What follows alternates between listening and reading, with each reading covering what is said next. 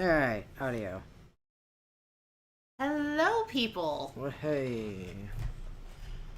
I think right now people's basically Mar, but, you know.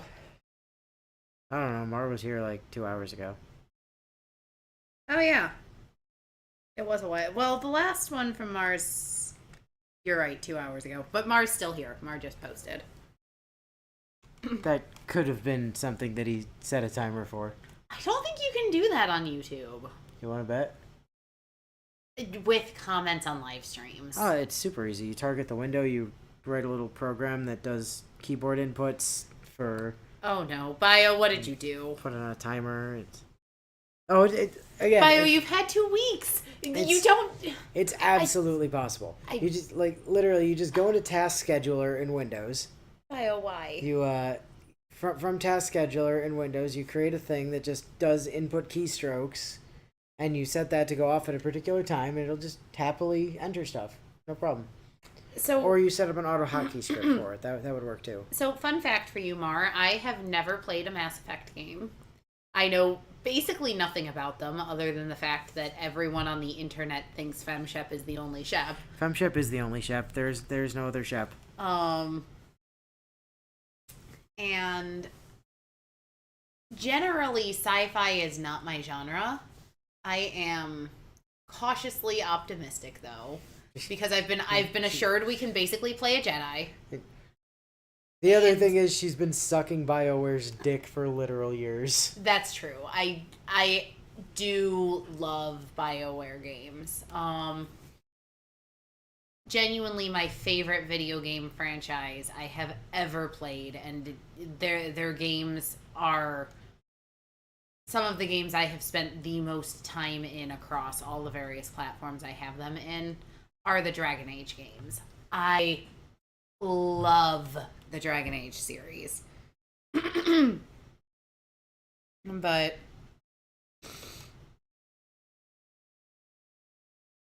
so, this being from the same people that gave me Dragon Age is a good sign.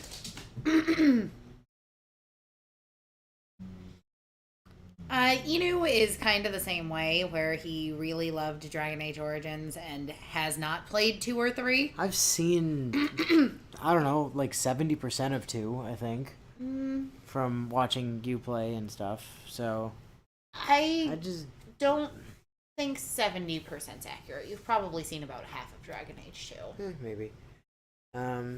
But the thing is, Bio says I wouldn't get too excited about playing the game tonight.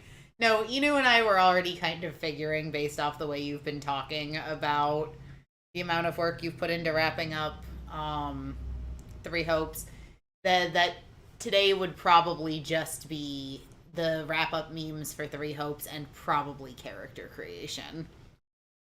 Yeah, it's kind of the expected outcome, to be honest. But yeah, my problem with Origin, or my problem with everything after Origins, kind of stems from Origins more or less setting an expectation as to what the franchise was going to be, and then 2 was like, actually though, we're gonna do this completely different thing. And then I didn't care. Nah, dude, you good. We like I said, we kind of anticipated it. That's part of why I, with Willow having the wedding last week, I was like, hey, let's just take last week off, because it'll give Bio more time to do Bio things.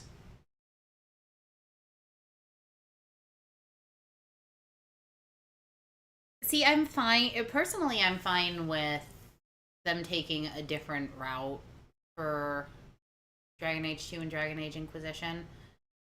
But I completely understand when people are like, they set everything up with the Grey Wardens and, the first game being about a blight, and then they hard pivoted in the other games away from, Wardens and blights. So I get it, but it was it was a different thing for sure, but whatever.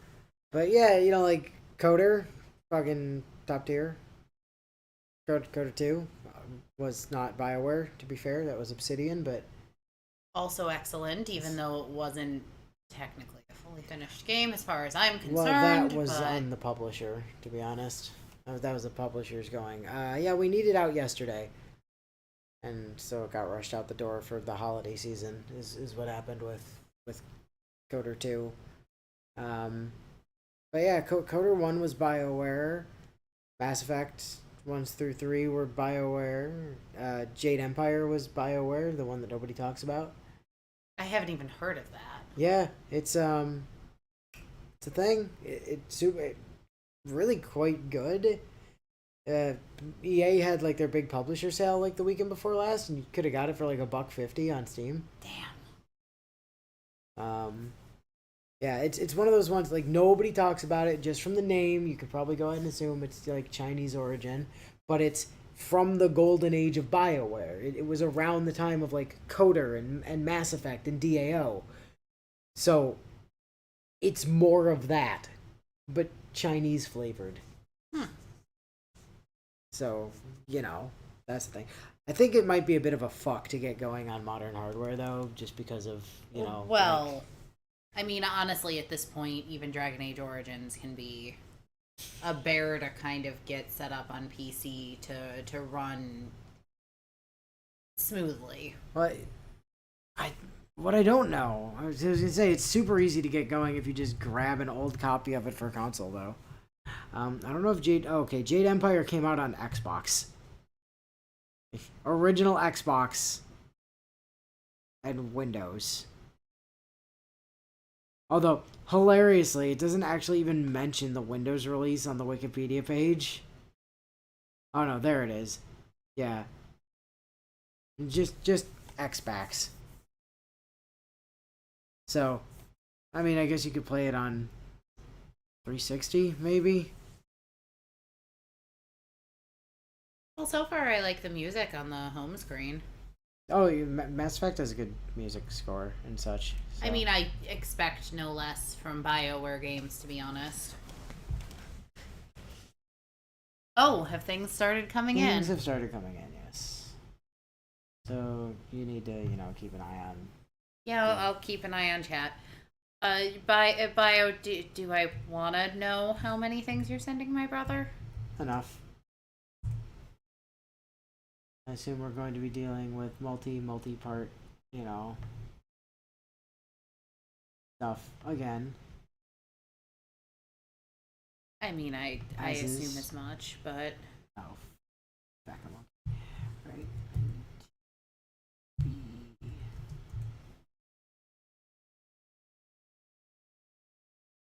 There.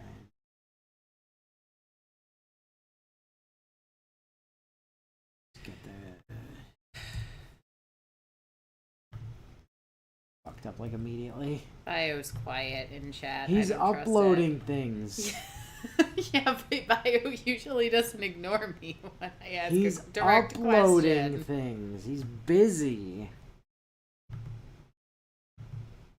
Leave the boy alone. He's got work to do. We don't pay him. That does not change the statement. We should, because Bio does a shit ton of work for this channel, but...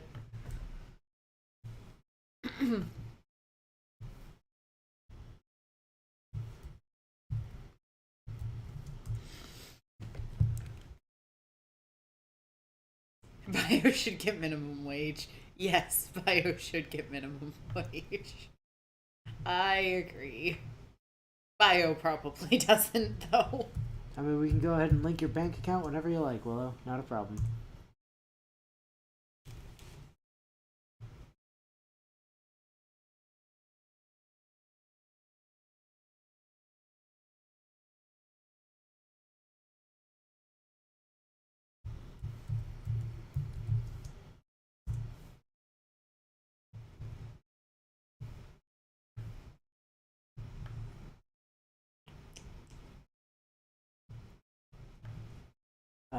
Okay, it's don't worry, Willow, it's still going.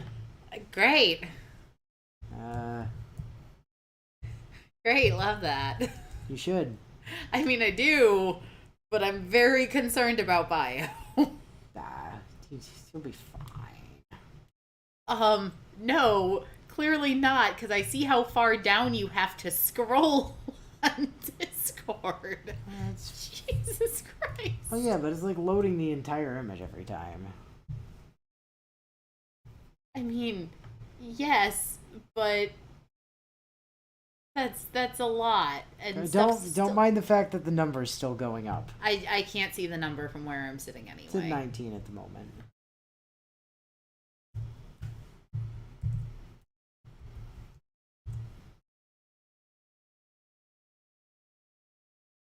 Make that 20. And that's messages, not images. So if he was able to batch upload images in a single post, Which isn't a thing. Not with these. at least that's mildly comforting. 22. Jesus, bio.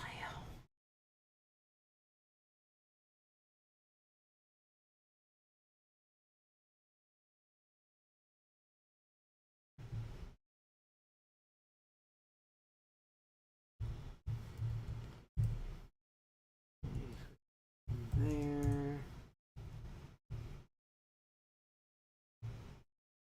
My biggest concern is that I'm gonna miss one somewhere. You probably are.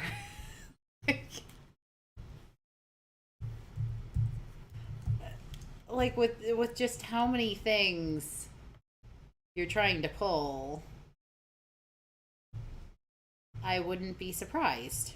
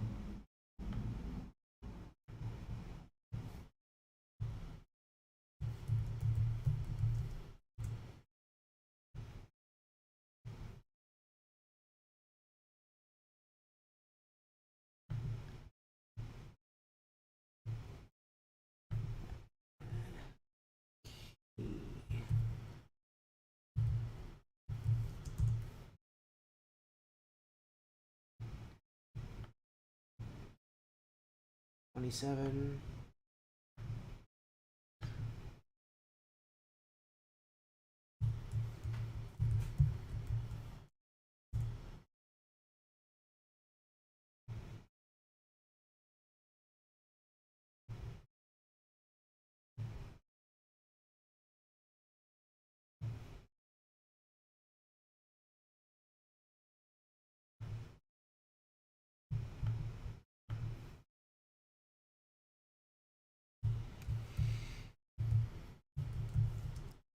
Chat's quiet. I think we're all secretly just worrying about bio. Nah, dude, he's fine. Relax.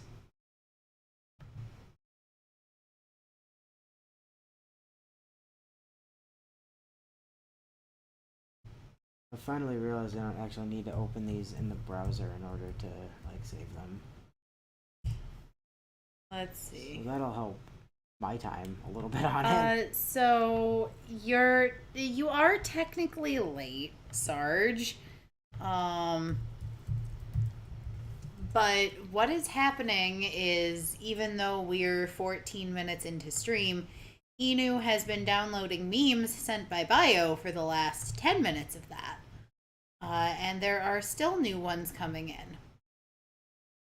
So I'm chit-chatting with people who are posting things in chat while Inu pulls more images and I worry about bio. I mean, you did basically tell him to rewrite the entire ending. I was kidding! You should know better.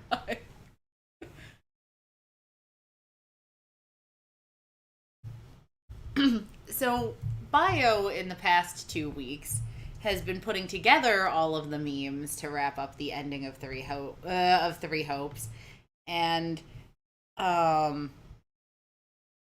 Bio's comments in chat tonight have indicated that Bio doesn't think we're going to be doing much actual playing of Mass Effect. Therefore, I am very worried about Bio. Because it means Bio has spent way too much time this week and last week putting together images and memes, panel by panel, and storyboarding, and probably making custom images for the various characters, because a lot of the time they don't actually have the expressions Bio wants them to have. I'm worried about Bio. Inu insists Bio is fine. I'm not sure. I think the memes actually killed Bio. Dang it. Last proof of Bio's life was 12 minutes ago.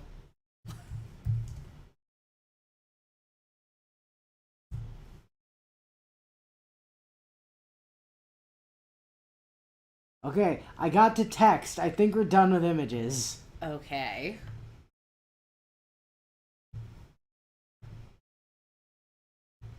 Turns out the really annoying thing about saving the images directly through Discord instead of like opening up in the web browser first is I have to navigate back to the folder that they're getting saved in every time.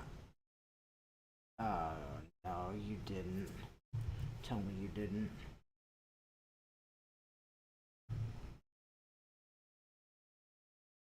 It also doesn't save them as actual images. It saves them as unspecified files, which is not helpful. How many of them did it do that to? 8. Okay, 8 of however many isn't necessarily the end of the world. No, but I need to go find the one that we left off on, which had Edelgard and Baloney involved, so it'd be pretty easy to spot. There it is. Why are you a slave trader, Mar?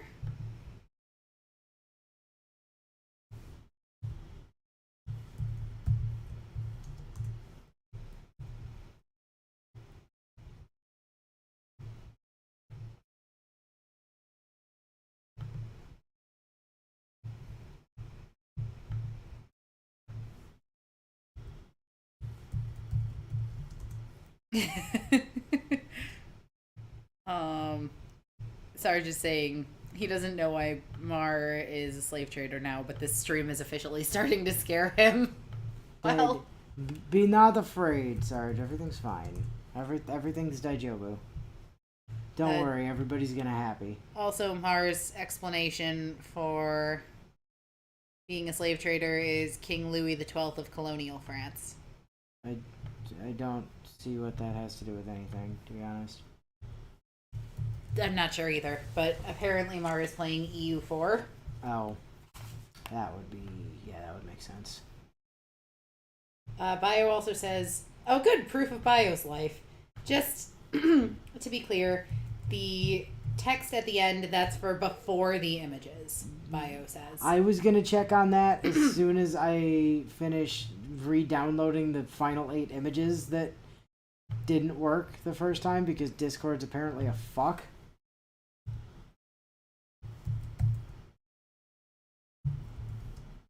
Oop. Also, I just used an exclamation point as a number. That is not a number. Are you sure? I mean... It looks an awful lot like a 1. It does look like a 1, I will grant you. It's also on the same key as a 1. So pretty much the same thing. Okay. What the hell is a super reaction? I don't know. Me neither. Okay. Got all the images. I think. Yes, I have all the images. Jesus, that's a wall of text. And With then a link there's at the end? And then there's a Google Doc. Okay. Just gonna go ahead and get a couple things set up here real quick. Yeah, you do that. Bio, you scare me. Nah, Bio's fine. It's okay, he can rest now. Until he finds some way to torture himself with Mass Effect. Mass Effect. I don't know how he might manage that, but Don't apologize, Bio. Just No, take care there- of yourself. no apologies. Just self-care, okay, friend? Bio says there was just a lot he had to say. Yeah. I mean, we did have to like fix Pretty much everything. Yeah. I've got to readjust this from when Gil and I were doing stuff the other week. There we go. Okay, sweet. I am back in the correct place on screen. I'm just gonna turn that off for a second. And then go ahead and like load in the first image while I'm at it.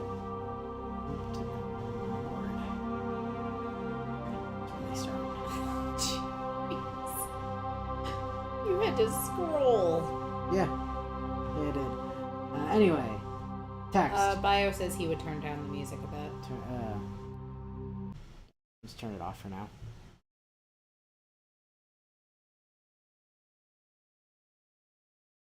Because I'll do that with the in-game sliders. And I don't want to fuck with that right now.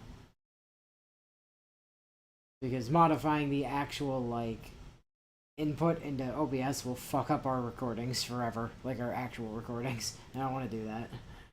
So, yes, here. So, the number. Sure, the reaction upon seeing it was probably something along the lines of what the actual hell, Bio, but it was necessary. After the end of the final session, there was just this hollow feeling he had that after all the time we'd spent with these characters, that absolute nothing of an ending was the way they chose to leave them on, despite the whole basis for why the game was made in the first place, likely being something akin to, hey, all of these characters are super marketable because people like them a lot, so they'll probably buy another one of those Warriors games if we use them this time. So because he was trusted to figure something out for the ending, and because he just wasn't going to let that be the note we left these characters on, as soon as the stream was over, he wrote down a list of almost every scene he wanted to work on from that session, which unsurprisingly was basically every scene from that session, in addition to a bunch of original scenes that he needed / wanted to make. And despite it not being something he know we'd want to hear, he then proceeded to spend almost the next 2 weeks straight doing nothing but working on them, shifting from scripting to paneling as soon as he finished a given project script before going back to scripting, so he'd waste as few of the stupid daily 3 save limits as possible.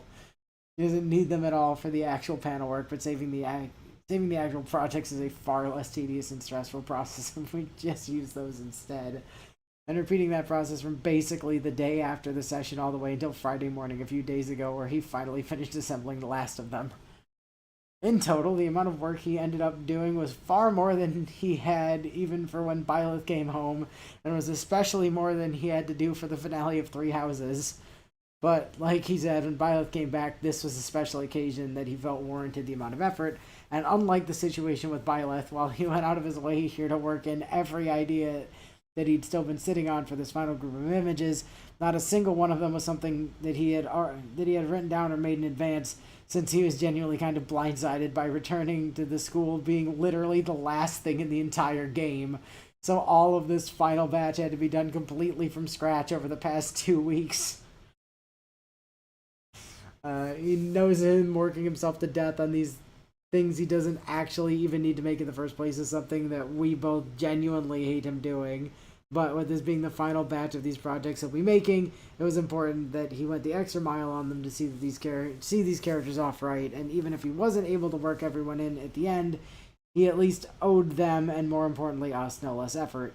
So with that, he's going to let us start working through all of this and leave a doc link containing some more extensive notes labeled for each project and the individual image from said project they're associated with, on some of them that wouldn't have really been feasible to do in chat, Okay. There's probably a non-zero chance we might even get to play tonight because of it. Look, if that's the case, I'll just rename the stream and fix the fucking thumbnail later and staple it onto the other thing. It's like whatever. just three hopes, no gameplay. Okay. Finale notes. Okay. Got it. Great. How many pages is the finale notes? 11. Jesus, bio! Okay, so, image. Bam! What was this jackass even thinking? You've both returned already. Given the state of things, I assume you've handled Duke Ire, then. Yeah, that dumb bastard literally couldn't hold a sword to save his life, so he didn't last more than a few seconds once he finally stopped running off like a damn coward. Yeah, I guess what she said, but with a less insulting tone. And what about you guys? Was your group able to track down Edelgard while we were busy? You mean while I was busy? While Professor Byleth was busy handling everything else? Unfortunately, no. We had no such luck. Amid all the confusion, when the rest of the Empire's army arrived, she seems to have slipped away from us. I'd like to continue pursuing her, but at this point, I feel it may be better to just ignore her for now and begin our trek to Garrick. No. No? What do you mean, no? I meant, no. The school can wait. That bitch Edelgard comes first. Knowing her, leaving her alone now, will just make her a worse, probably more demon-y problem for us to deal with later. I'm afraid the professor may be right. For as important as our home is, leaving Edelgard to her own devices could make things much harder for us in the long run. For now, we shall redouble our search efforts down here. Professor, I'd like for you to search the trail leading to the monastery for any signs of her. Alright, if that's how you think we should handle this, then I'll head along with Professor Byleth to give her a third set of eyes to help her search with. A short while later... where the hell did that bitch manage to run off to? I've got no clue. We've been looking for a while now without any trace of her, so maybe Edelgard didn't try to run off to the monastery after all? Beats me. JPEG still hasn't managed to pick up anything either, so she might still be skulking around back near the others somewhere. It might not be a bad idea to head back then, just in case. It'll be a good bit of walking though, so I guess I might as well ask. Why do you seem to hate Edelgard as much as you do? I mean, don't get me wrong, I can't say I'm fond of her either, given the war she started, but your hatred of her feels a lot more personal than that. Oh, I have my reasons, Thief, and you aren't getting anything more than that. Find some other way to pass the time if you're bored, Thief. Well, if she isn't willing to help, I may know another way to pass the time instead.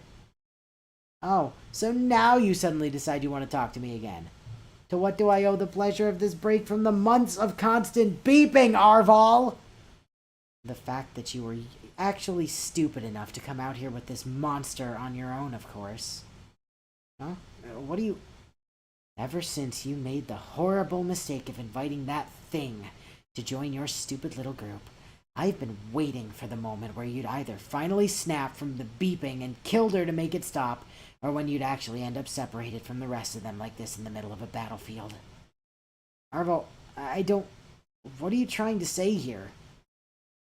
I'm saying it's far past the time for the Ashen Demon's luck to run out while fighting enemy forces, and you are gonna help me do it, whether you want to or not. And there goes another scan without any results. Starting to think you might have a point there after all, Thief. Well, unless you have some other ideas for where she might be, I guess heading back isn't the worst option at this point. I might have an idea that could help. Sure, what do you have in mind? Finally doing what that moron failed to do and putting an end to you, Ashen Demon! Hey, nice swords you've got there. So I take it that you must be the ghost that Thief definitely didn't have in her head? I'm amazed you pieced it together so quickly. Though unfortunately for you, you aren't going to be able to piece yourself back together once I'm done with you. Hey, you want to bet on that? Because I know a thing or two about betting, and the odds definitely aren't in your favor here. Arval, was it? And how exactly would you know that name, monster? First, I have better hearing than you seem to think I do. And second, whatever it was you said to Thief right before you decided to go through with this dumb bullshit, it must have shocked her enough to not whisper that last bit like she usually would. Figures that moron would still find a way to ruin everything for me at the last second. No matter. It at least gives me the pleasure of telling you the real name of the one who's about to kill you. Making a lot of assumptions at the end there, but I'll bite. If Arval isn't your actual name, then what is it? Epimenides. Empanadas, huh? Gotta say, I feel like for as dumb as Arval sounded, it was still more intimidating than that is. I'm going to start swinging swords at you now, and I'm not stopping until you're dead. So Bio has put a couple of things in chat before we get to the documents comments, which say, I couldn't be bothered to even bother making portraits for Ferdinand's shitty dad, so I just had him gutted off screen. Oh, and fuck Arval. I pulled 0 punches with that asshole, because why would I even care enough in the first place? Okay. So the main thing for that one that would probably stick out is the swords, but he plans on getting into that later. So he'd at least like to take the chance to say the entire Empanadas joke was actually something he'd been holding on to since back when he first assembled all the Hope's character portraits back in December, which is why he was ready to break it out the second that Bison actually first mentioned the name Epimenides a couple months ago. Yeah, finding the character portraits sort of spoiled Bio on a couple things. Yeah, well. Oh God, you're gonna make me scroll down every single time, aren't you? You absolute bastard. Well, whatever. So you both haven't had any luck with locating Edelgard either, then? Unfortunately. Yeah, we searched a pretty wide area with the net's help, but we couldn't find anything to show where Adie ended up. Perhaps she's already managed to find her way to the monastery, then. In that case, we'll have to begin making our way there once Shez and the professor finally... Your Majesty, I have urgent news to report! Oh? Have they finally managed to find some clues to Edelgard's location? No, Your Majesty. According to our scouts, it seems that Commander Shez and Professor Byleth have begun fighting with one another. What? I don't understand. The professor... She wouldn't do something like this. She does not seem to be the cause of the altercation. From what we can tell, it appears that it was the commander who attacked first, and that Professor Byleth has been trying to keep her at bay. Send word to the others immediately. We're going to need everyone if we're going to have any hope of stopping this before it gets out of hand. Marianne? Right. Meanwhile... I really can't take much more of this. Oh? Tiring of this already, Ashen Demon? Where'd all that unstoppable power of yours go? No. I meant I can't take much more of resisting the urge to just fucking stab you already! You have any idea how much of an aggravating bastard you are? God, I thought JPEG was bad when we first met, but you are just impossible to put up with! It honestly almost makes me feel a bit of respect for Thief since she managed to do it for as long as she did. And why haven't you simply stabbed me yet? For all the problems that you seem to have with that moron I've been stuck sharing a body with, I'd have thought you'd relish the chance to finally tear her throat out. Because even to me, it's pretty damn obvious she didn't want any part in this. Besides, for all of the many problems I have with her, Thief is still part of the Blue Lions now. And aside from Leone, no matter what some asshole ghost tries to pull, I will not let anything happen to our students.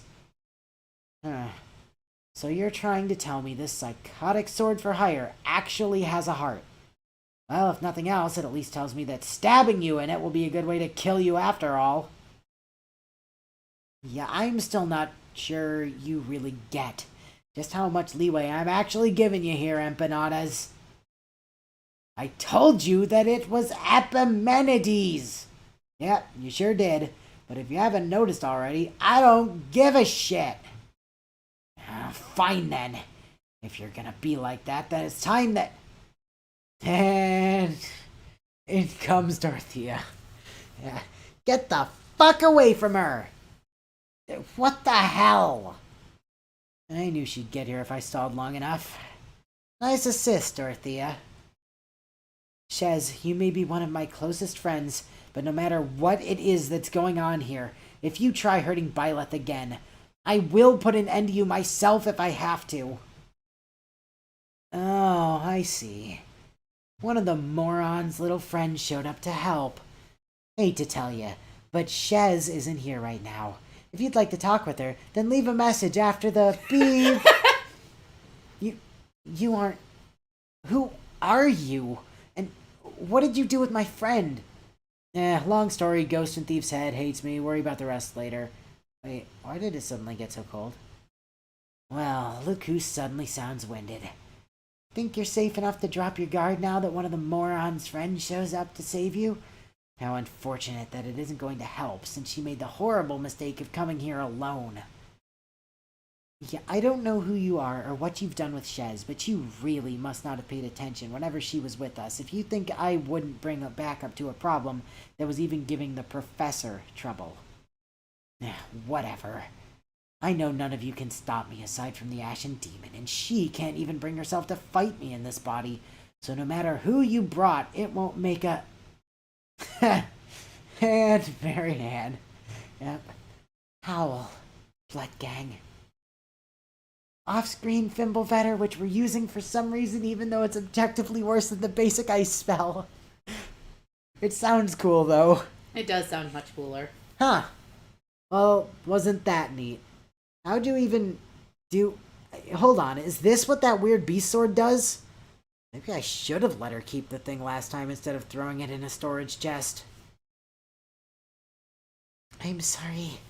It took so long, Professor. I can't run as fast as Dorothea.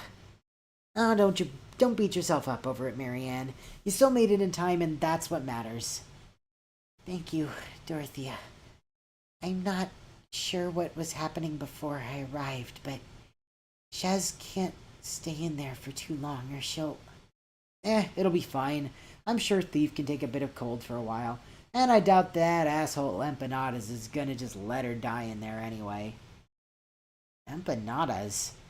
Was that the name of the ghost you mentioned earlier, Professor? Sorry with anger. So Bio says... Let's see. Oh no, the evil-looking jackass Arval was actually an evil jackass. I'm so shocked. Quote, Bio with zero shock whatsoever upon seeing Empanada's sprite by accident. He also says, also still fuck Leone. Even at the end, I wasn't about to not throw another incredibly well-deserved jab at her. I mean, you know. He also says, and yes, the beep joke makes zero sense in context because of what the fuck is even a phone, but I wasn't letting that opportunity slip by. And he also says, yes, it sounded cooler, and that was the reason I used Fimbulvetter. Meanwhile, where was Flayn? Flayn was absolutely there for that fight. I'm not actually mad at any of that panel, but there's been a surprising lack of Flayn so far. Okay. I'm gonna try to turn the music back on. Let me know if it's, like, better. I think it should be better, probably. I brought the, like, music down by, like, 40%, so it should be better, hopefully. If not, I'll try to fix it again later. Okay, that image.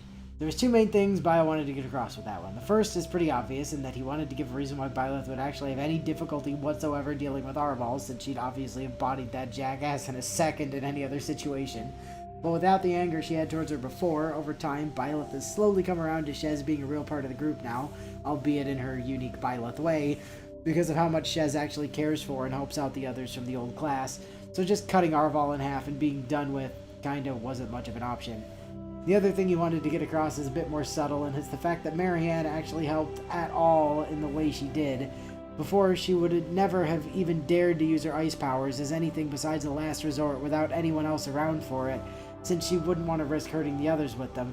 But now, after spending as long as she has around people who actually give a damn about her and trust her enough to not be afraid in the slightest of the curse she was always worried over, she finally gained enough confidence in herself to jump in and use her powers to help with zero hesitation when asked. Because Marianne is a fucking boss. Accurate. Okay. Does that sound better, Bio? Part 3 of this image set. Huh. Sure sounds like you guys were lucky to have some of my people around to help after all. Yes, we're very fortunate Marianne was able to subdue Shez, or whoever it was in her body. You're welcome for that, by the way. Still though, ice powers, huh? Wonder why she never told us about those. Anyways, who's the glowing newbie over there? Can't say I've seen her before, but she definitely seems familiar for some reason. That's Professor Claude, and I've been wanting to talk to you about something for a while now. Of all of the people you could have lent out to help, why in the hell did you have to send Lawrence instead of excuse me? Where am I? Edelgard, what are you doing here?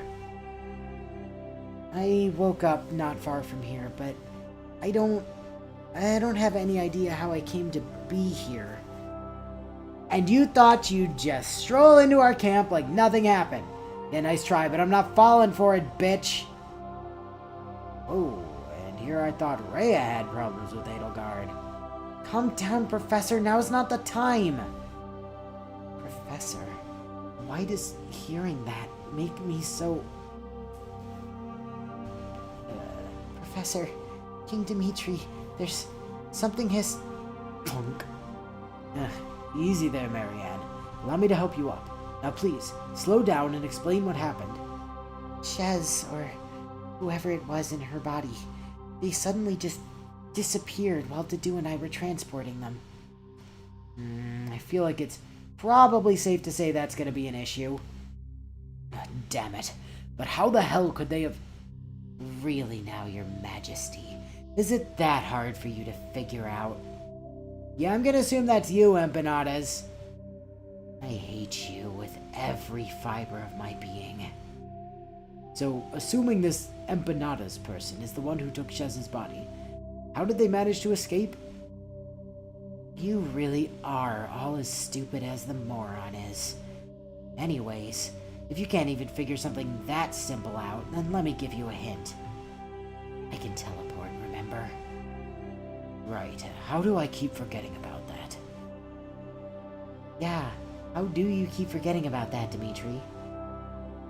Okay, so, if you could have done that at any point, why exactly did you wait so long? Can't imagine being stuck in that ice for hours was a fun time. And what is that above your head? For the first question, I wanted to wait for all of you to be in one neat spot first. And for the second, now that you're finally all here, how about I just show you what it is? While you all do me a favor and disappear! Get down, Marianne! Eat dirt. This isn't how I expected my day to go when I woke up earlier. Yep, can't say this is how I expected to die either, to be honest. While I'm just tackling. You alright, Dorothea? I was still exhausted from earlier, so that was the best I could think of. I think so. Thanks for that, Professor. What happened? And where did the others go? Why aren't either of you saying anything? Yeah, we don't know what happened to them. Yeah, from the look of it, the best guess I could have is that whatever that asshole ghost that took over Thief's head just did, sure looked a hell of a lot like the spell that the forehead bastard threw at us when me and JPEG got launched into that death void. Death void? No, they can't have been... Claude? It's just another one of your pranks, right? Chez? Dimitri? So BIOS is 1. Yes, it's significantly better volume-wise. Also, he added dialogue tags for all the yellow text throughout these because, yeah. Yeah. I keep confusing Troman. Okay, so you have no fucking idea how much of a pain in the ass it is to juggle so many damn characters at once in these. All right. Next set. Also, Bio says this is also the first time, by the way, Marianne has said Dimitri's name so far without the king part in front of it. I thought it might have been. Alright. No, seriously. What the actual hell was his plan? Ugh, my head is killing me. What happened? Oh, right. He stole my body so he could try to... I guess I can worry about that later. For now, I should probably just try figuring out where the hell he even sent me. Damn it, Arval. I know you didn't like Professor Byleth, but was your weird grudge against her really worth doing all of this over? Arval? Who's Arval? Dimitri? Claude? What are you both doing here? We got hit by some weird magic orb that you, or I guess whoever it was that took your body, threw at us and woke up here. He did what to you? Oh, god damn it, Arval. What the hell were you even doing? There's that name again. Who is this Arval person you keep mentioning, Shez? I guess there's no point in trying to hide it anymore. Arval is the name of the ghost that lived in my head. He's the one who gave me all of my powers. The ghost that lived in your head. Yeah, it kind of sounds a bit nuts if you ask me. Now you see why I never wanted to say anything about it before. Under other circumstances, I may have agreed with you, Claude, but given what happened before we were sent here, it's pretty clear Shez isn't making this up. Still, though, why are you calling the one who took over your body Arval? I thought his name was Empanadas. Empanadas? Hold on, are you trying to say the name he gave you was Epimenides? Epimenides? No, the professor rather clearly said it was Empanadas. It's a somewhat ridiculous name if you ask me, but... would you three stop arguing over things that don't matter and pay attention to everything else?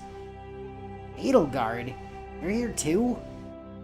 Right, and if you all haven't noticed, we're trapped in some sort of... I don't even know what to call this place. Look, I get that you aren't happy with the situation either, but can you at least tone down the hostility a bit? It isn't gonna help any of us get out of here. Shez is right, Edelgard. There will be time to continue things later, but for now, our grudges against one another aren't going to help us get out of here. Yeah, I'm with Dimitri on this one. We can put the arguing on hold until we find a way out of here, wherever here is. Well then, if all of you are so eager to learn more, then maybe I could teach you a bit about why you're all here. What the hell? How did you... Oh, he can teleport, Dimitri. Why are you so bad at remembering people can do that? So, I take it this guy must be Finish that thought, and there will be nothing left of you.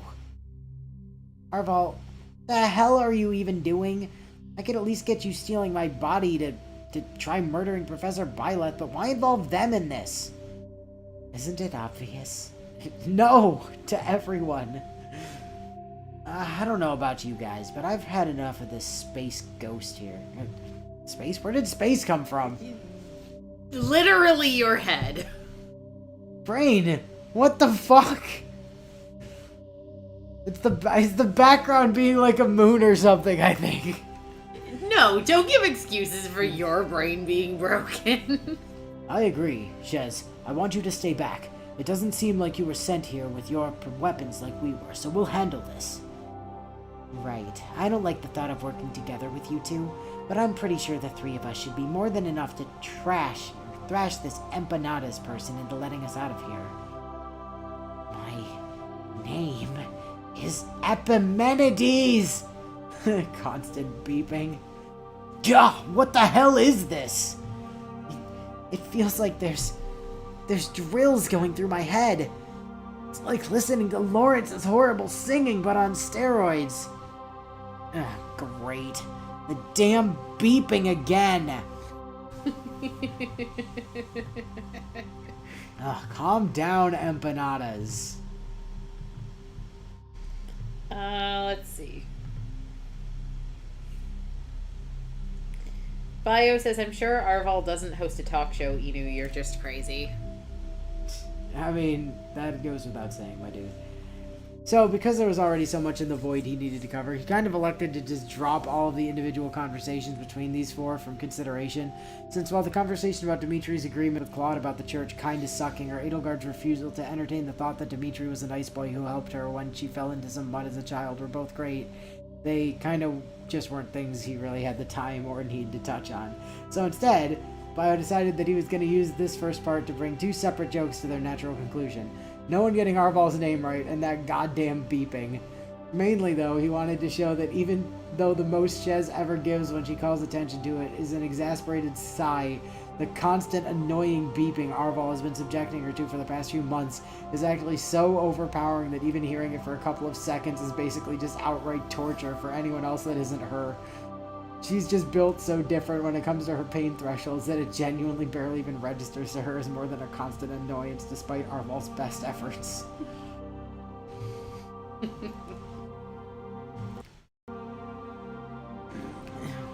Now, if you lot are done making fools of yourselves, I have more important things to do.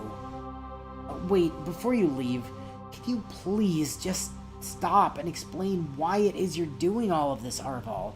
And what even are you? And why should I even bother when you're still going to die in here anyways? After all the shit you've given me over the years for not listening to you, now is when you suddenly decide it's not worth your time? Fine. Then I suppose I can at least give you that much for somehow managing to not get yourself killed for long enough to get me here. First, as I have been trying to tell you, my real name isn't Arval, and it sure as hell isn't Empanadas. It's Epimenides. But I thought you didn't know anything about Epimenides. It's called lying, moron! Get over it! Anyways, once, a very long time ago, I was nothing more than a normal man, one who took it upon himself to rid the world of that horrid abomination and its wretched spawn that have now come to infest it in my absence. Abomination? A wretched spawn? What the hell is he even talking about? Things didn't go well, so instead of letting my goals die alongside me, I chose to hide what remained of my soul deep within a human vessel. That way, I could slowly regain my strength over the millennia that followed as my essence was passed down from vessel to vessel, and would one day grow powerful enough to finally return and finish the job I set out to do so long ago. And it just so happens that you were the final vessel that I was waiting for. So with my strength fully returned, and at levels I'd never reached in the past, I decided to make my presence known to you, so I could try to guide your dumbass to where I needed you to be. So this whole time, my powers really were a danger to everyone after all. In a sense. Though if I had my way, we would have gotten to this point much sooner. But someone turned out to be too stupid to follow simple instructions and drag things out by not killing the people I wanted them to. I'm not letting you get away with this, Arval. Even if I have to beat the hell out of you with my bare hands, I will find a way for us to get out of here. Good luck with that, moron. The spell I used to send you all here is definitely a one-way trip kind of deal, so the odds of you finding a way out are, well, I wouldn't trust you to do the math yourself, so let's just say that they're somewhere between 0 and non-existent. But if you're all going to be stuck here anyway, then I suppose I may as well be a good host and give you all a way to help pass the time. What are you doing, Your Majesty? Edelgard is right there. So why haven't you struck her down? What are you doing, Claude? You wouldn't want to hurt me, would you? Edelgard, you suck! And with that, I'll be off. You three, go have some fun playing with your new toys. He's also capable of making magical replicas. Of course. Oh, my head. Why do I feel like he didn't even try with mine? Dimitri, do you think you three can handle this? How long do you think you'll need? As much time as you can manage. I'm going after Arval. He might have said there's no way out of here, but I know better than to trust what that asshole says by now. Can do, Shez, though these things here all look like such perfect copies. How can we even be sure they aren't actually the real things? What? Why are you both glaring at me like that? They are glowing purple, Claude. And they want to kill us. How do you think we can tell they aren't the real things? Come on, it was an honest question. I don't see any reason to bite my head off for it, right? And somehow people think he's supposed to be the smart one between the three of us. Well, Edelgard, you know. At least he didn't pull out a knife! Instead of his axe, just saying. Alright. Bio still basically has no idea what Arval's actual deal was, so even though he kind of had to get it out of the way by necessity, this one was largely just him having a bit of fun in the back half with everyone's responses to Arval's dumb bullshit. I mean, yeah. Hi, Mar. Bye, Mar.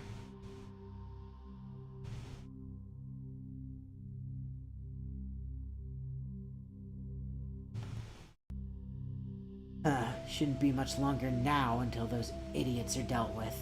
Then I'll grab what's left of the moron's body and get out of here to finally finish this. The hell you will, Arval! She really just has no preservation instinct, does she? You really don't know when to give up, do you? What part of you can't leave here did you not understand? If there is anything you managed to teach me, Arval, it's to never trust a damn word you say. You will let us out of here, or you're in for a world of pain. Sounds like someone wants another reminder of how easily I can bend their knee without lifting a finger. If you mean that damn beeping, that isn't gonna cut it. I've already sat through months of that constantly blaring in my skull, so unlike the others, another burst of it won't work on me. I guess that would explain why you were the only one of those idiots to not double over in pain before. Guess we'll just have to do this the old-fashioned way. Hold on. Did you just summon swords? How did you even do that? Wait, are you actually serious? You seriously don't know? No? Should I have? Oh my god. Is that why you never did this yourself the whole time? Are you saying that this whole time, one of the powers you gave me was summoning magic swords? Why the hell did you never just tell me that? Because I thought you just chose not to because you preferred using... Oh, to hell with this! Just die already, you fucking moron! So that's how it works. Of all the times, is it really too much to ask for you to just die so I can take your body and finish off the Ashen Demon? Yeah, okay, why do you hate Professor Violet so much anyways? Well, her being a psychotic asshole aside, I honestly couldn't give two shits about her. It's the one inside her head I've wanted to kill. The one inside... So she was telling the truth about having a ghost in her head? Oh, fucking course she was, you moron! Of all people, you should have realized. Well, sorry for not taking her word for it after she just spent a year hunting me down for sport like a crazy person. Take this, you ass. Alright, I have to ask. Why did you think that would work when you know I can teleport? Whatever. If you don't mind, since you basically just lobbed your own arm off, I'm gonna finish this and get out of here. Arval, let me ask you something. With the years you've spent in my head, what is it that you know best about me by now? That you're dumb enough to walk off a cliff if given the chance? Twice? Okay, I guess I walked into that. But no, if there's anything you should know about me by now, it's that I know my way around a sword. So even if you hand me a pair I've never seen before, it doesn't take me long to figure out how to use them. How did you? As soon as I summoned these things, I could feel the link they had to me. So I just made a guess that if one left my hand, it managed to find its way back as long as it was still materialized. Okay. Not bad. Even I never thought of trying that. If only you'd put this much focus into killing the Ashen Demon, and it never would have come to this. Yeah, we're leaving now. You might have been an asshole, but I wouldn't have lived to be here today if it weren't for you, so thank you for everything you've done for me. Goodbye, Arval. You're welcome, moron. Ugh, even at the end, you still had to ruin the moment, didn't you? Huh? Hey, what's going on with these swords? You know, whatever this power is, I think it might be the answer I needed. Now, here's hoping I can figure out how to get us all out of here with it. Yeah, good old Concho and Baguia and the fucking Overedge bullshit. Okay, so Bio says, I just want it to be on record that I verbatim called the exact reason why Arval was always so insistent on killing Byleth, right down to the fact that he gives zero shits about Byleth herself. You sure did. And now we get to the part where we talk about the swords. See, way back when Shez first got up from being dead and gained her superpowers, it wasn't really all that clear what her swords actually were, so Bio didn't pay them any mind at the time and just made her use 2 normal swords because he didn't really know any better. Then you flash forward a couple months, and we got to that support scene with Shamir where it stated that basically Shez's whole combat style is her just using a bunch of different moves that she copied from other people because she thought they'd work for her dual sword style, and it occurred to me pretty much instantly just how familiar that sounded. And then not long after, in that same session, we got the support scene with Sylvain, where the game was very explicit in saying that ever since she got her powers, Shez has actually been fighting with entirely with magically projected swords that also have the property of always finding their way back to her hands if they should happen to leave them without also just being dispelled. And it's at this exact point where Bio both knew what he needed to use for Shez's swords, even having said as much in the chat at the time, and that he had actually fucked up super hard by not having done so back when she first got them, since if he suddenly just gave them to her now, it wouldn't have made any sense why she only just now had them, which is also why he usually just didn't give Shez any swords in a lot of the situations where it would have made sense for her to be actively armed at that point, and he didn't have a good reason for her to just have her proper swords yet. But then we got to the point where Arval decided to be a bag of dicks and stole her body, and he realized Arval would obviously still need to go all in with the magic swords, because of course he would, even though Shez had never used them before that point. And it was here that a simple thought occurred, as he remembered something that would explain the entire sword situation. Arval is a petulant asshole, and Shez is a dumbass. So of course the reason that Shez never used the right swords before this point was because she literally didn't know that she could until she was explicitly told as much. And Arval wouldn't have actually told her in the first place because he's a jackass. Not inaccurate.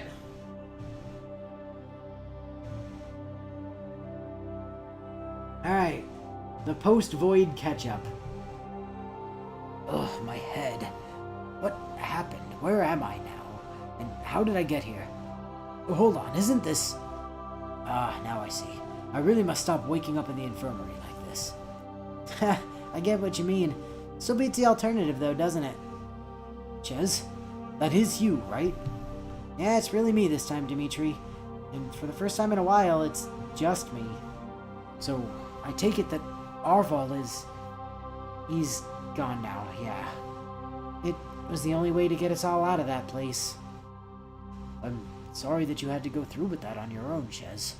With how long you spent with him being in your head, I can't imagine that was easy for you to do. It was a lot easier than you'd think. Arval, well, he turned out to be a lot of things, but nice was never one of them. But hey, at least I can do this now. What do you think? Pretty nifty, right? That's not an inaccurate way to put it. When did you learn to do that? Well, if Arval's word is anything to go by, apparently I've been able to do this for years now. He just never told me I could. And what of your other powers? Well, as far as I can tell, I at least still have the ability to teleport around just like before. When it comes to the enhanced durability, though, can't really say I've been as eager to stress test that one. That's certainly understandable. And how you feeling, Dimitri? I'm still not really sure what to make of everything that happened, if I'm being honest. I remember fighting off those duplicates, and then the next thing I knew, I was waking up here. How long were we gone for, and how long have I been asleep?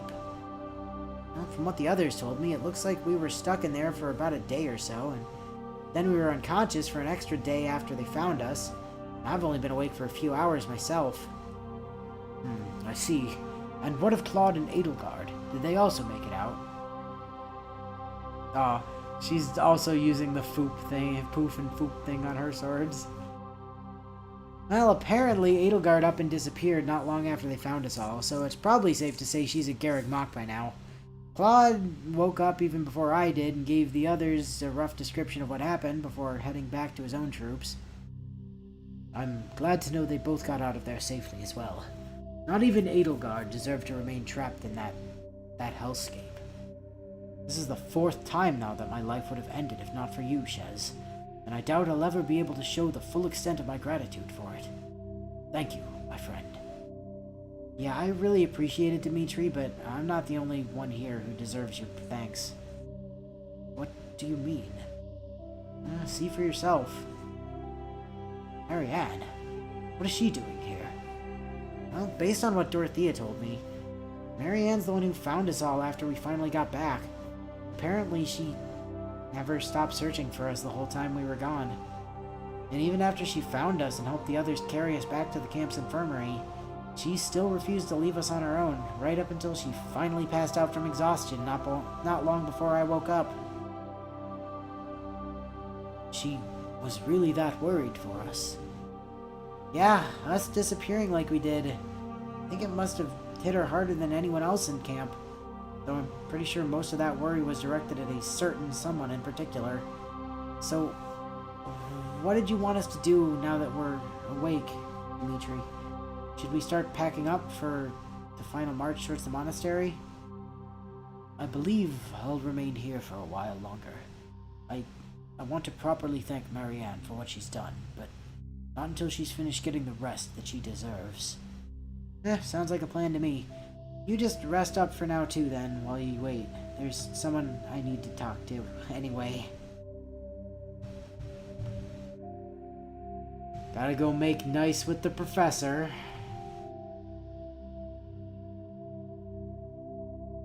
No bio comments on that one? Not on that one, no. Huh. Why is there so much glass on the floor in here? Professor Byleth, do you have a minute? I was mostly just wandering around since I didn't have anything better to do while you were all unconscious, so I guess I can spare the time. What is it, Thief? There's some things that I wanted to apologize to you for. Like what? I kind of been keeping a list when it comes to the things you've messed up, so you'll have to be more specific. For what happened on the trail a couple days ago when I suddenly attacked you like that. Oh, you were talking about that. That one didn't even make the list, so don't worry about it. Uh-huh. But I tried to kill you. How is that not something you think I should apologize for? Well, for starters, it wasn't even you who did that, so why would it be on the list of things that you messed up? That aside, though, we also kind of had the same thing happen before on our end, so let's just say we're even on that one. You could tell it wasn't me who tried to... Yeah, duh. That dumb bastard Empanadas really wasn't that subtle about it with how much he refused to shut up about wanting me dead. Sorry, Arval, he was always kind of like that when it came to you. Anytime I'd say something against trying to kill you, there'd always be a lot of screaming over it from his end. Oh, you don't say. How the hell did you even manage to put up with that guy anyways? He seemed like an insufferable asshole, even from the couple hours I spent holding him off so I couldn't imagine spending years with him like you did. Well, you aren't wrong about him not having been a pleasant person to be around. He was at least a little more tolerable whenever you weren't involved, but even then, Hard to remember a single conversation with him where he didn't insult me at least once. Yeah, speaking of which, why did he hate me so much anyways? Was it because of that first time I basically killed you? Because I feel like it was probably that. Yeah, I also thought that for the longest time, but while we were stuck in, whatever that place was, he finally gave me a straight answer when I asked him about it. And that answer was... he honestly didn't even seem to care much about you, aside from just not liking you as a person. The real reason he wanted me to kill you so much was that he wanted whoever it was inside your head to die along with you. Professor Byleth? It was... JPEG? Who that bastard was after this whole time? It seems like it, yeah.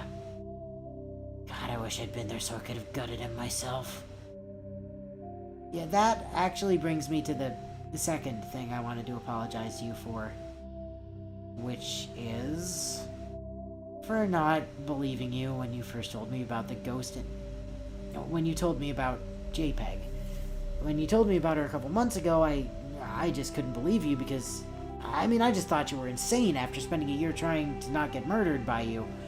But given my own circumstances, that was just kind of stupid. And even with Arval having made it hard to think at the time with his constant beeping, that's no excuse for it. So I'm sorry for doubting you like I did. Beeping, huh? I think Claude mentioned something after he woke up about most of you almost passing out from empanadas beeping at you. Are you saying that asshole was doing that to you even before then? Yeah, usually Arval would have only done that when I was tired in battle or when he just felt like being an ass, but after I convinced you to join us, he stopped talking to me entirely and just began beeping at me on loop the whole time you've been with us. Huh. Just a few seconds of that was apparently enough to knock Dimitri flat on his ass, and she still chose to stick to her guns and put up with it for months instead of trying to kill us. Now that I've gotten that out of the way, there was actually something I've wanted to ask you about. Alright, I'll bite. What do you want to know, thief? I know Arval isn't a good basis to work with here, but do you get along with JPEG?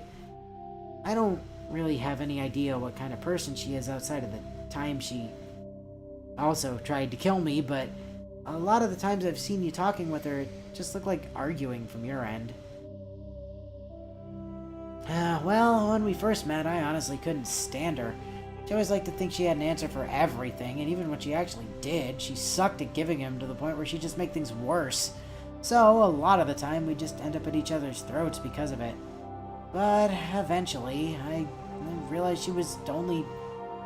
JPEG only acted like that because she was worried about the others and me getting hurt, so once I finally started to give her a fair chance and actually listen to her and the things she'd say, they usually ended up helping for the better. Now we've been through a lot together over the years at this point, and even though we do still argue with each other, it's hard for me to imagine what things would be like if I didn't have my... I'm not gonna say that bit out loud, but, best friend alongside me like she always is. And then echoing from off-screen, yeah, same goes to you too, Byleth. So Bio says... So this one here is actually the second support scene that Shez and Violet had. It just had to hold off on it for a while for obvious reasons, hence the title. Yeah. Alright. Retrieving an old friend. So what's the situation, Dimitri? You called us both here like this, and I'd have to imagine it has something to do with Garrett Mach, right? You are correct, Shez, though unfortunately what I have to share isn't good news. Alright, out with it, Dimitri. What Edelgard do this time? It isn't about Edelgard this time, Professor. Not long ago, one of the Knights of Seros that were accompanying Lady Rhea suddenly showed up in our camp. She says that their initial surprise attack on the monastery was successful, but things fell apart when Cornelia's old dark mages suddenly descended on them. God damn it, Aloise! This wouldn't have happened if you hadn't gotten in the way by trying to show off the Gerald before... Do we know what happened to Lady Rhea? Did she at least make it out of there? The knight who arrived was cut off from Lady Rhea during the attack, so she doesn't know what became of her afterwards. Though it's safe to assume she's still likely being kept somewhere in the monastery as a bargaining chip should things come to that. So one of our top priorities during the invasion will be to find her location and escort her to safety. And with the newly added presence of those dark mages to worry about, this is very likely to be the most dangerous mission we've had yet. The most dangerous mission, huh? Something wrong, Professor Byleth? You aren't usually so quiet during mission briefings. Yeah, I've got something I need to do, so if it's all the same to you, I'm gonna go ahead of the rest of you. I'll see you when you finally get to the school. Very well. I'm sure whatever it is must be of grave importance, so we shall meet you outside the monastery grounds once the time comes, Professor. Elsewhere in camp a short time later. Hey, it was, Yuri, right? Oh, how nice. So you actually remembered my name. I feel so overjoyed right now. Your sarcasm is warranted, but now's not a good time for it. I need your help with something. Oh, really? So when I need help with something, it's fine to just leave me and the others to fend for ourselves because we don't matter. But as soon as you need my help, I'm expected to just go along with it? Yeah, okay, again, the attitude is warranted, but this isn't a good time for it. Then tell me, Professor, if you don't want to deal with my warranted attitude towards you, then why did you come to me for help in the first place? Yeah, you're from that city that's apparently underneath the school, right? That must mean you know some ways to get underneath the place without being spotted. I might, but that still doesn't explain why you came looking for my help. There's something of mine that I need to get from the tunnels down there before we actually attack the place, and each of the ways that I know to get underneath the school are all from inside of it, which obviously isn't an option. What could you possibly need from down there that's so important that you'd actually risk getting yourself and me, if you have your way, caught in the Imperial troops down there? Something that'll make taking the place back a lot smoother for everyone. I don't want to say I don't believe you, but I really don't. As far as I know, you've never been to Garreg Mach. So how could you have left something of yours there in the first place, let alone underneath it? And again, you still haven't given a reason for why you came to me for help. If you just need someone who can show you a way down there, you could have went to one of the other Ashen Wolves instead, especially since they would probably be more agreeable about it, seeing as you didn't steal their property from them. Fine. Take the damn things then. Huh? I don't even need them. And what I'm trying to do here is more important than you being a petty ass over those stupid gloves. So if giving them back will shut you up so you'll help me to get where I need to be, then fine. Are you gonna keep being a dick, or are you gonna help me get what I need to make sure we give Bernie's asshole dad what's coming to him for everything he's done to her? Because I know that's something you would want more than most people. How do you... Yeah, I dug up some information on you and the other three. I guess technically 4 in your group after the first time I saw you. It's a thing I do. Now, are you in or not? Alright, far be it from me to keep that bastard from getting what's coming to him. Good. Now, go get a horse or something. This needs to be done quickly, and I don't want you slowing me down. No need. With my fetters that drove me back, I should be able to keep up with even your running speed without issue. Even better. Let's get moving. Don't need to tell me twice, Professor. So Bio says, and now this. He says, oh, by the way, I'm never going to stop giving Eloise shit for that stuff he pulled. And if none of this actually checks out lore-wise or character-wise for the Ashen Wolves, it's not Bio's fault, as he doesn't know shit about any of the Ashen Wolves because all of them were DLC characters. So for the most part, this project in general was one that he's at least somewhat had in mind for a while, with the exception of the first part. Since he didn't really have any idea how or when we were going to end up in Garreg Mach, he had to come up with something that would actually lead to where he needed things to go. And because of that, he decided that he was going to throw Yuri a bone with this one. He specifically needed someone who might know how to get under the school without being seen, and since the both didn't want to use any of the other 3 Ashen Wolves, either because he knows next to nothing about them like Balthus or Happy, or because he simply refused to use Constance again and wanted to tie things back to Bernie's asshole dad being one of the reasons we wanted to storm the place to begin with. He settled on using Yuri. Fair reasoning. Nope, not this coffin either. I definitely remember it being one of the ones around here, but... yeah, I know, there's a lot of them to go through. I almost wish we'd spent more time down here before so we could get a little better idea of where everything is. Hey, hold on, that one over there. Yeah, I think that might have been it. Found it! I'll just be taking that if you don't mind. Took a lot longer than I'd have liked, but we finally found the damn thing. In hindsight, probably should have just went straight to the largest coffin in here first, since it'd obviously be the most important one. Yeah, not sure why we didn't think of that. Still though, at least we have your sword back now. This should make things way easier on the others once they get here. Yeah. JPEG, how much more time do we have until then? Oh, should still be another 6 hours or so, I think. Why do you ask? There's something I wanted to try doing before they get here, but I'll need your help with it. Well, then let's get to it. A while later, at the meeting time.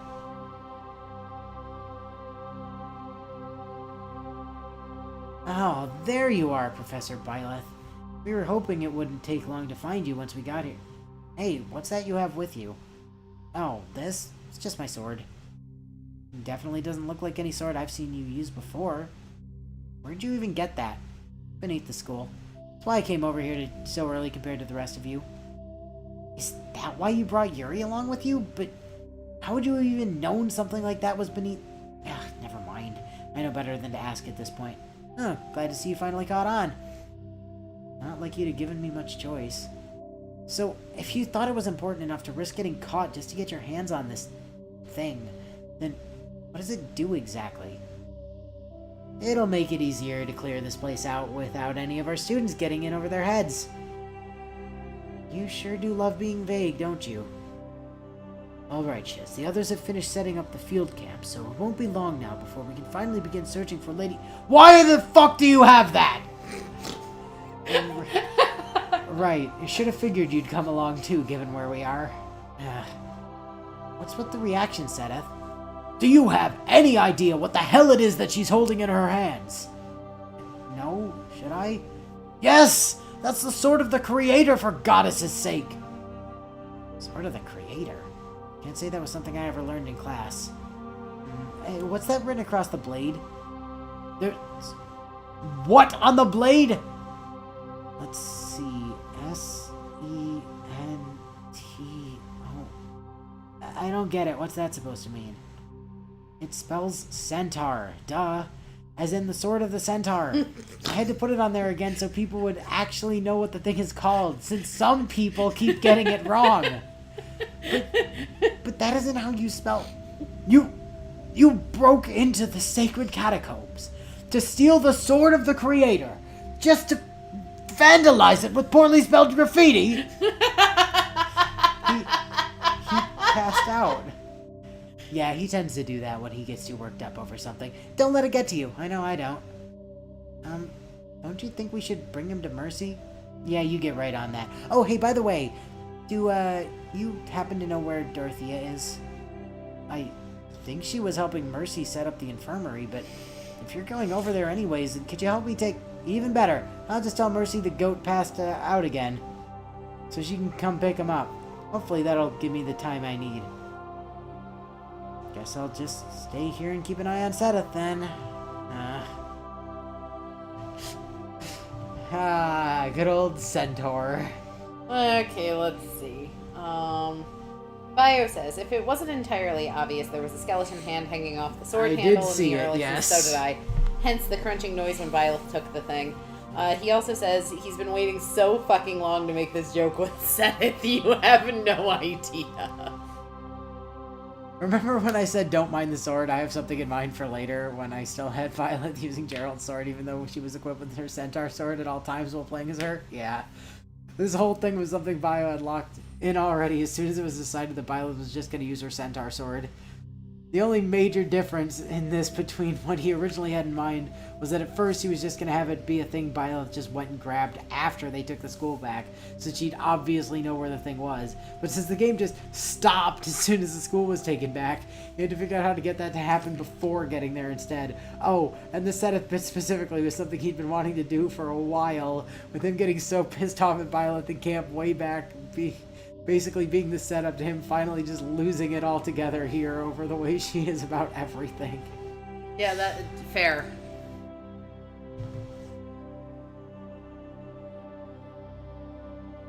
Great.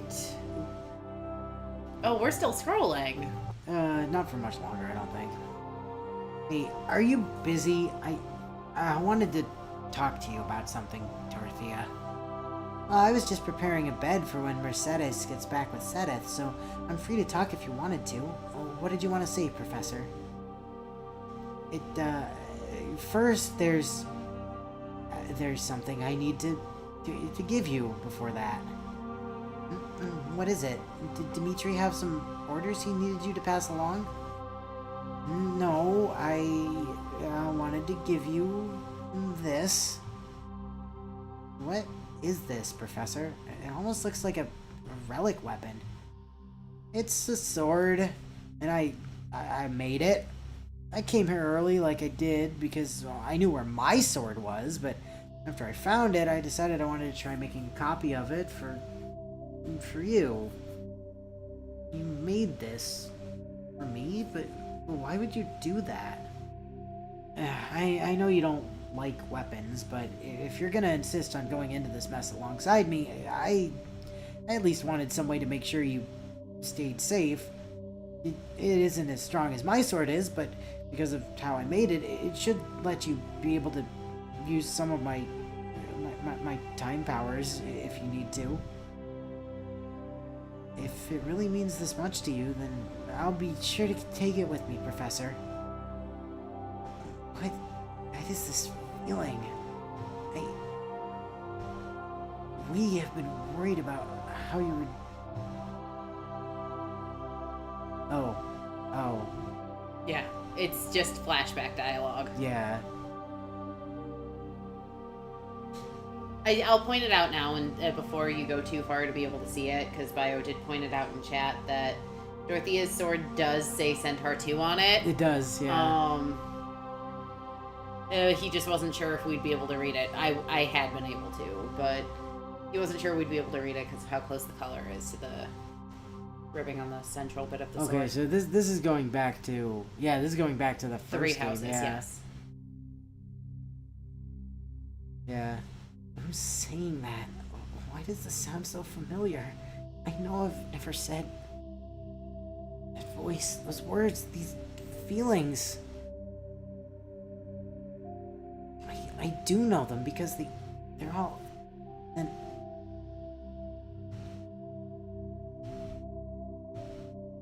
Yep. Got it back. What happened? I'm sorry if the power from it is a lot to take in at once. I should have said something beforehand. How did... Are you alright? How did I... This isn't... Something's not... How did I ever... Damn it, what the hell was I even thinking? I should have known it would just be too much energy for someone else to handle. Did I ever manage to... If you can hear me, then hurry! Hurry up and give me the thing back before something happens to... How did I ever manage to forget? Thank you for this. Both of you. Making this for me, it can't have been something that was easy for you to do, and I know that giving it to me like this, it must have been even harder for you. I swear I'll never forget about what you've done for all of us, and for me, to keep us safe. Ever again. Thank you, Byleth. I'm gonna go see how Mercy's doing with getting Sedith over here. I'll meet you outside when it's time for us all to get ready. She actually thanked both of us for making that sword for her. But you never even mentioned that I helped with it. And did she actually say mercy just now? Hey, are you alright? You, excuse me, give me a second. I was having trouble seeing. You alright, Byleth? You haven't moved a muscle since Dorothea suddenly hugged you like that. Those years we spent on our own, I missed having the others, our family, and I've missed her. I've missed her so much, JPEG. Yeah, I know. You've never had to tell me how much being away from them and her hurt for you. I've been right beside you the whole time, just like I'll always be. And being away from them all, it was painful for me too. But just now, I don't think I've seen you smiling like this since the first time you saw your dad again after we got back here. And I think that alone is all the incentive I need to make sure we help them. Help our family to finish this. What about you, Byleth? Let's go take her home back, JPEG. So Bio says, also, I'm sure it isn't surprising in the least, but Dorothea is literally the only person that Byleth has ever said what her powers actually were. And this also marks the last time Dorothea refers to Byleth as Professor. Over to... Remember when I said, Willow, I already have plans for it. It's fine. When she both questioned Byleth somehow getting her sword in this game when it's not even something you can acquire outside of NG+, because it's so unimportant that literally no one ever even mentions it here. Guess what game mode our Byleth was basically in already, and specifically took issue with the idea of giving Dorothea the Dark Creator sword instead of Byleth giving her Gerald's sword to use. Yeah. I will admit that the idea of the memories part came to me after the fact, where I realized I literally wouldn't have time for something to happen later to get the same outcome, since that was something I also planned on doing, sword or not. But since the game kind of just stopped out of nowhere after the school, we had to get a bit creative with it and fuse the two ideas together, since the sword being the actual reason Dorothea could use Byleth's time stop powers in universe, and the powers from said sword also being the reason she'd finally be able to remember everything. Both kind of just ended up working out fairly well. Bio also follows up with a question that, has JPEG spoken a single time in this game since the conversation she had with Byleth after taking over her body? Because I don't think she has. No. Unless you fuck up recruiting Byleth, in which case every other time Byleth appears in-game, until the end of the game, it's with JPEG possessing her, so... I can stop scrolling now, Willow. That's fine. Byleth may be a lot of things. It's definitely been a while since the last time we were here like this. Of all the ways we could have ended up in this situation again, can't say I expected us to be the ones storming the place this time. You say something, Professor? I said it's about damn time that we finally kick these assholes out of here. I know my way around here better than just about anyone, so just try to keep up with... You suddenly trailed off there. Is everything alright? Oh, those thieving mother... fuckers. Huh? Hey, why am I suddenly... What the hell? You're welcome. They set up those Viscum towers here of all places? Oh, they're not called Viscums, they're Wait, you've actually seen these things before? Thanks, and yeah, we've had to deal with them once back in Ferdiad after Cornelia had set them up in the city to keep Dimitri in check. I guess maybe I should have expected this given her old Dark Mage pals are here too. How did you deal with them last time? And I want an exact answer here. Are you telling me that you know how to break them? We actually managed to switch them off last time. Annie flew around and dealt with them while me and the others were busy fighting our way through Cornelia's forces. Even better. Annie, get over here! What do you need, Professor? Thief here just got done telling me that you guys have dealt with these railgun towers before and that you switched them off instead of breaking them. Is that right? I guess so, yeah. At first, Flame said she'd do it for us because she was apparently familiar with them, but she suddenly locked up, and I had to figure it out in her place. I'm not sure why, but once I got close to one, it just felt like I knew how they worked somehow. Good. Thief, change of plans. Huh? What do you mean? I'm trusting you to cover Annie while she shuts those things down, without damaging them. If things go well today, then I'll be able to find that bastard and have enough parts to finally build another set of proper railguns. Got it. I'll make sure she gets those things shut down safely. What will you be doing, Professor Byleth? Didn't you hear me? There's a parent-teacher meeting that I've had on my schedule for a while now, and I'm damn sure not going to be any later for it than I already am. Make sure to give him enough of a beating for all of us, Professor. I have no idea what you're both talking about. Anyways, do you want Ingrid to help boost you over the walls then? You'll be a sitting duck if you just try to climb over them yourself. Oh, I'm not going over the walls, thief. Huh? Then how are you planning to get in there then? This place is in complete lockdown. Same way that anyone else does when they enter their own house. The front door. Oh, damn it. I don't even know what's going on anymore. First those damn dark mages show up and act like they own the place, and now I have to deal with a full-on invasion. To hell with this. None of this was a part of the agreement I made with Lady Edelgard when she offered this place to me, and I only accepted it to begin with despite that ungrateful brat of mine, so I have no obligation to risk my life defending it.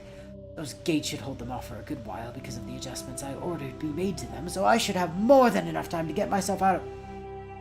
Baloney. Ah, what the hell?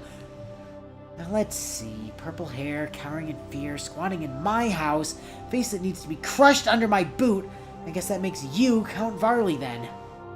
Who are you, and how did you take out those gates? I had them reinforced with enough steel to hold against even the strongest of siege weaponry. For anyone else, you may have had something there with the doors, but unfortunately for you, I'm not anyone else. Which I guess leads us back to your first question. Let's just say that I'm someone who has been waiting for a chance to meet you for a very long time. Yep, the time stop. Let's see. Bio says this is also my explanation for why Annie wasn't actually around helping during the mission. Since you guys literally just forgot to bring her with you. Alright, so Bernie's dad has a name, right? It's a pretty well-established fact that he does. Well, Bio genuinely gave so little of a shit about that asshole that he just could not be bothered to remember what it was outside of it starting with a B, even after looking it up so he could get his sprite sheet.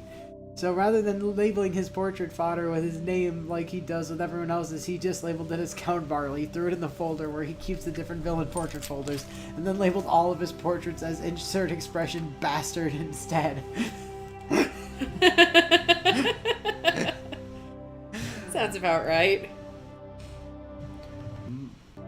But she isn't one to break a promise. Oh, what happened? Oh, that didn't kill you. Good, I wasn't finished with you yet. What even are you? Why are you doing this to me? Well, some people call me a mercenary, and most people just call me a demon, though on days like these... Well, I can't say I exactly disagree with them. But me, as far as I'm concerned, I'm just a teacher. And that means that every so often, it's my job to give a practical demonstration of what happens when someone thinks they can hurt one of our students. Oh, my arm! So, what have we learned from our lesson, you miserable bastard? You're insane! Oh, I'm not insane. You'd be much better off if that were the case. No, I am livid. And I owe as much to Bernie to teach you the difference between the two in the most excruciating way possible. Bernie, my traitorous excuse for her daughter Bernadetta put you up to this, didn't she? Whatever she paid you, I'll double it. Anything to make this stop. Goddess, please, I don't deserve this. Oh, so you want the goddess's opinion on if you deserve this. Well, aren't you in luck then? She's actually been wanting to weigh in on that for a while now. And I can't say you like her answer any more than mine. What is that? Some divine retribution. JPEG? It's reached 200% charge, Byleth. Now show this bastard exactly what I think he deserves for what he's done. Got it. Hey, what's that noise? That's a charging sequence. You're right, but does that mean Annie hasn't managed to shut down all the...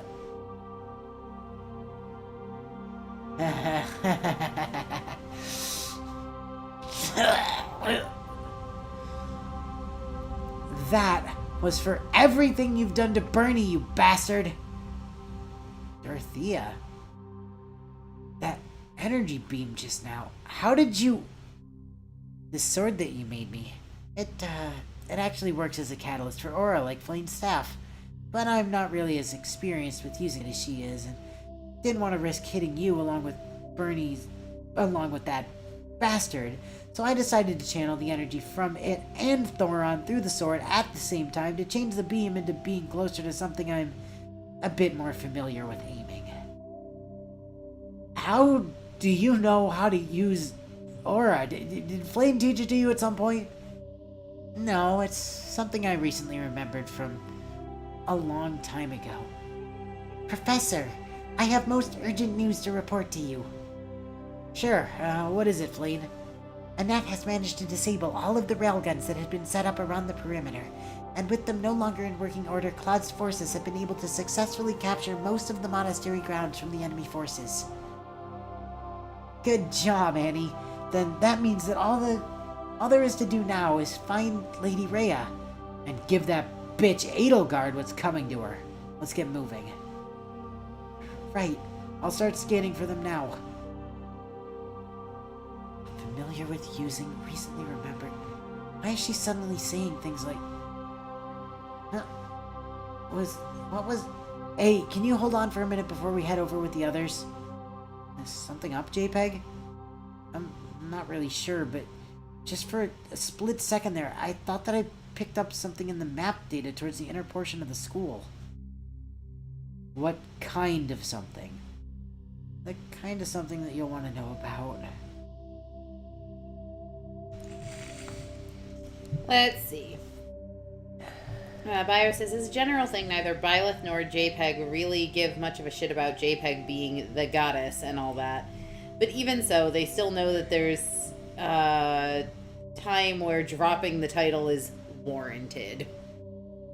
Now this was something he'd been building up for a long time. More than anyone else, be they Edelgard, Hubert, Talus, Ferdinand's loser of a father, Arval, or whoever the fuck this asshole is the one that was most deserving to be the one that Byleth just rips to pieces. While Byleth's beatdowns on Shez were always fueled by what was essentially her own anger at herself over the situation she caused being misdirected towards someone else, this was just pure, entirely justified rage being pointed at a shitbag who had gone years past the point where he needed this to happen. And unlike with Shez, where Dorothea stepped in to talk Byleth down from something she knew wasn't what Byleth really wanted to do, here, even Dorothea was so appalled by this asshole that she had to step in so she could finish him off herself for all the horrid things that man did to her friend.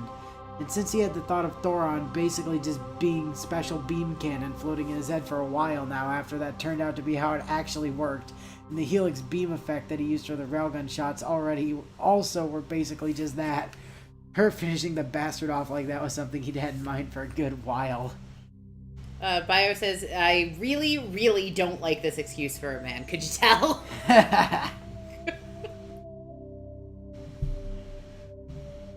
A resoundingly successful search operation. Have you managed to find anything yet? No, looks like JPEG's just picking up static in here for whatever reason, so she can't use her maps to figure out where Edelgard's hiding. So that means you are also unable to locate Lady Rhea's whereabouts. Don't worry, I'm sure she'll be just fine once we find her. I just wish we had some extra hands to help speed this up. If you guys need a hand, then we've got a few we can spare. Shez? Dimitri? Sorry it took us so long to catch up. Dimitri and I were busy helping take care of the rest of the enemy troops outside once Annie got the tower shut down. We miss anything? Just Bernie's bastard of a father getting what he deserved. Thank you, Professor. I'm sorry I couldn't have been there to help end him myself. Have you managed to locate Edelgard or Lady Rhea yet? Unfortunately, we have had no such luck.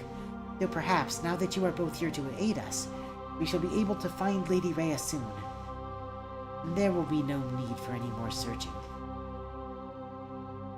Lady Rhea? Yeah, just everybody in sequence. Huh. Guess she must have busted her way out.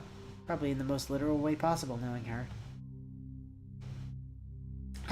I am so relieved to see that you are okay, Lady Rhea.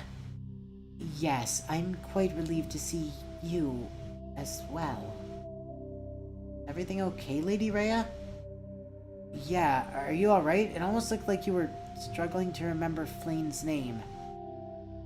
You are correct, Shez. I'm terribly sorry about that, Flane. Ever since I was captured, they've been doing everything in their power to retrieve any information I may have had about your plans, so my head is unfortunately rather foggy at the moment. It is okay, Lady Rhea. I understand. Yes, one can only imagine the type of information gathering techniques that mages such as these are capable of. Though, how is it that we have found you here if you were captured, Lady Rhea? Because of the ongoing invasion, they had no choice but to lower the amount of guards watching over me, so I was able to escape due to their diminished presence.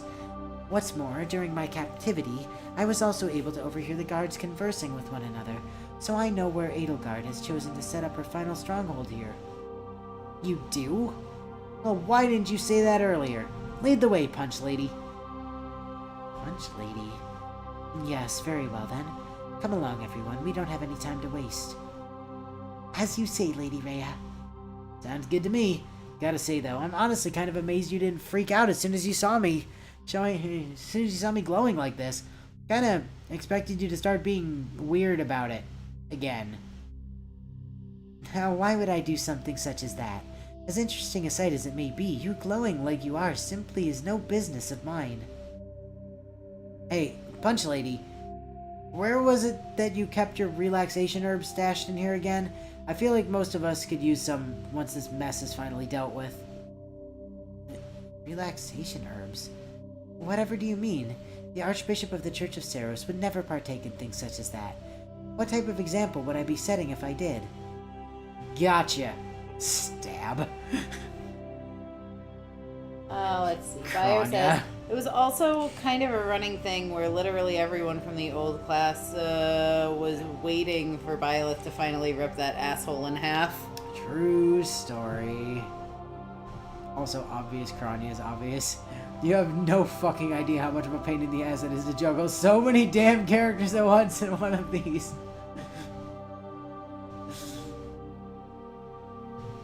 Hold on, there's OBS. I can't keep track of where OBS is.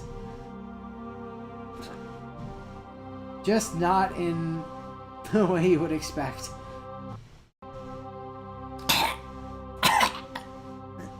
Lady Rhea?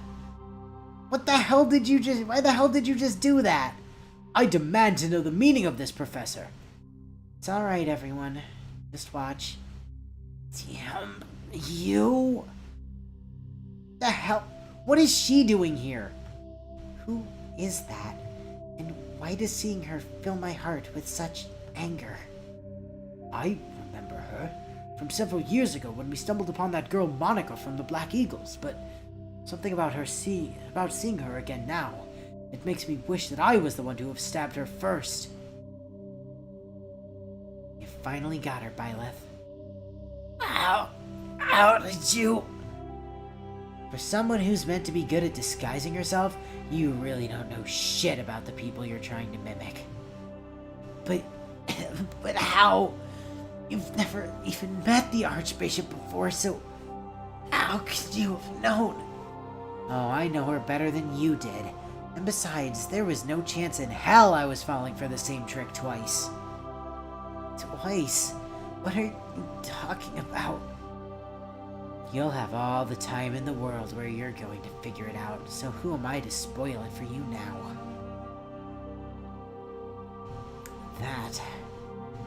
That was for my dad, you shape-shifting bitch. Now do us a favor and stay dead this time. This definitely wasn't a situation I expected to run into today. I'm really sorry for having assumed the worst there, though it wouldn't have been something to worry about in the first place if that mission with Gerald went well. Thanks, Eloise. If this woman was actually an imposter, then does that mean that the real Lady Rhea is already... No, she's probably pretty close by to here. She is. How can you be so sure of that, Professor Byleth? Well, JPEG just started picking her up on the map as soon as that bitch got a sword through her spine. Probably had a spell or something to keep Punch Lady hidden so this little trap of hers would seem legit. Perhaps this trick of hers was only a last-minute decision, and Lady Rhea was too important a captive to have simply gotten rid of on a whim. Better to not waste your energy figuring out how those bastards think, Dimitri. Anyways, doesn't look like Punch Lady's in the best shape from what JPEG can tell, so someone should probably get on that. Flayn, I know how much you want to help take back your home, but can you... Do not worry, Shez. I will see to Lady Rhea's safety. I know that this final step is one that can be done without my assistance. We appreciate your understanding, Flayn. Please keep Lady Rhea safe until Lynette arrives with Mercedes. Very well. I shall do my best, and... Professor? What do you need, Flayn? In my stead, please see to it that they receive what they are owed for everything they have done to us. Nah, you never even had to ask. Let's get moving. Hey, Dorothea, can you hold on for a sec? I guess so, but we are in a hurry here, Shez. Yeah, I know. It's just that earlier there, when we all thought that the Lady Rhea Professor Byleth stabbed was the real one, all of us started to freak out over what she did, but not you. Why were you so sure she wasn't the real thing? Because if there is anything I know, it's Byleth. And if her instincts were telling her that the Lady Rhea we found wasn't the real one, then those are odds I'd bet my life on. You really do have a lot of confidence in her, huh? More than you could ever know. So, Bio says... So, Krania knew who everyone else was here through various reasons, be it Dimitri being Dimitri, her fighting Shez and Byleth before, and reading up on Monica's class, but not Flayn. He also says, so I know Willow won't like to hear this, and you're right, I don't, but this is the last time we'll see Flayn in one of these.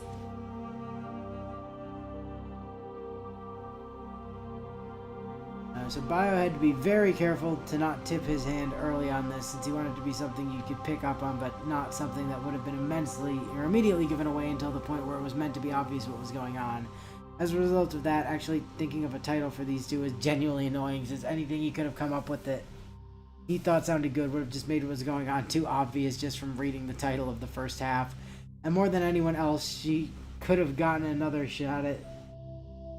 This is the one that he feels Byleth most wanted a redo on, because even if she never got to finish Edelgard off herself before, or had a chance to punch Hubert again, or even another shot at making Leonie's life absolutely miserable, Byleth never got to give Krania what she deserved last time, since Mr. Forehead decided to just kill her on the spot before we got the chance so he could open that Death Void portal, and that is something that had been festering in the back of her mind for years at this point.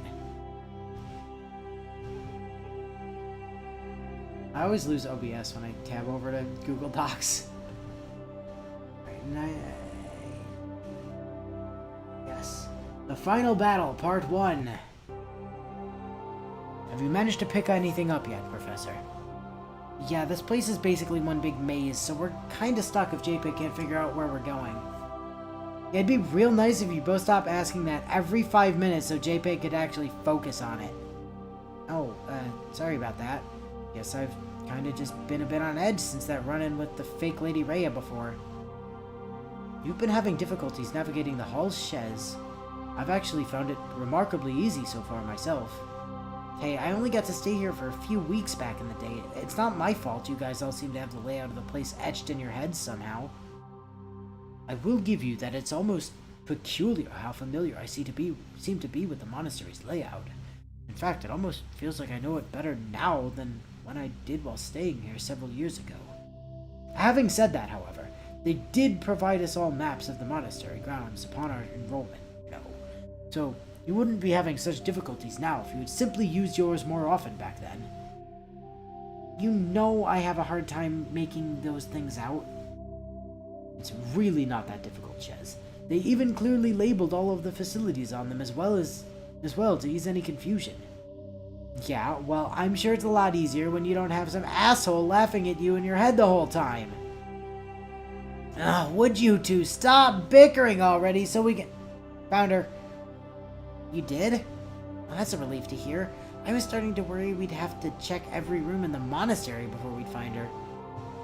Well, between all the magic shit they set up in here that's been giving off a ton of interference and some people not shutting up, this was the best time we could manage.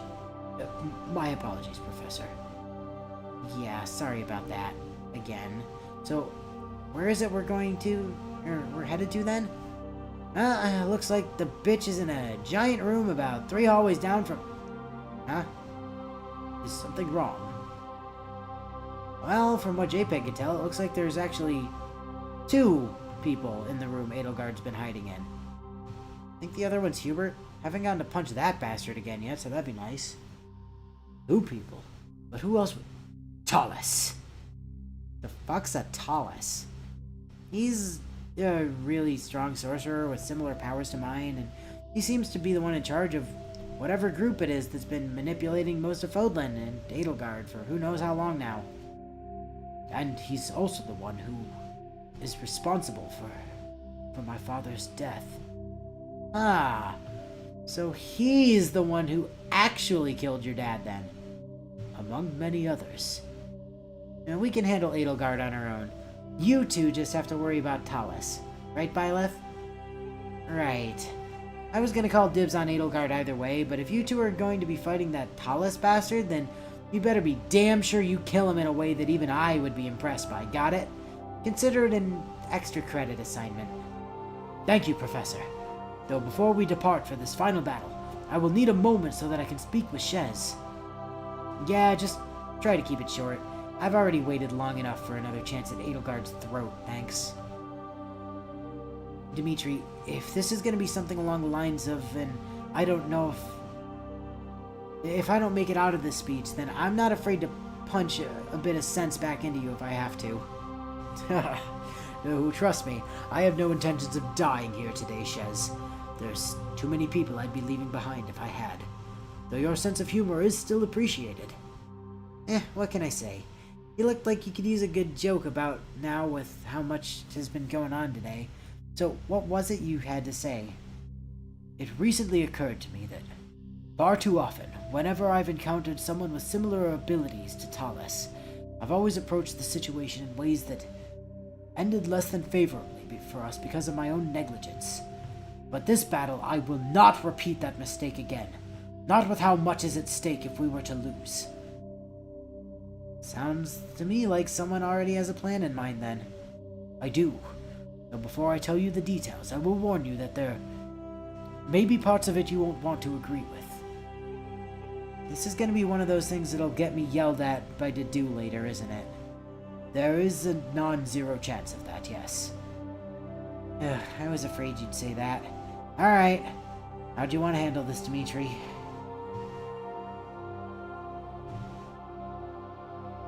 No comments from Bio in chat. For the first part, while it was primarily here to serve as a way to establish that both Edelgard and Tallis were here, Bio mainly had just wanted there to be a slower-paced moment before things picked up again once we got to these two.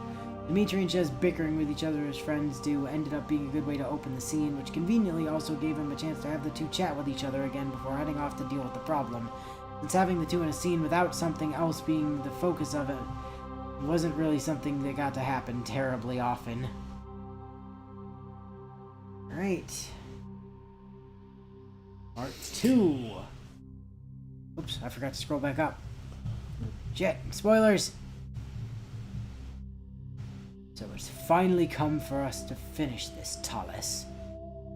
It would appear so, King Dimitri, though I hardly believe this encounter will go the way you expect.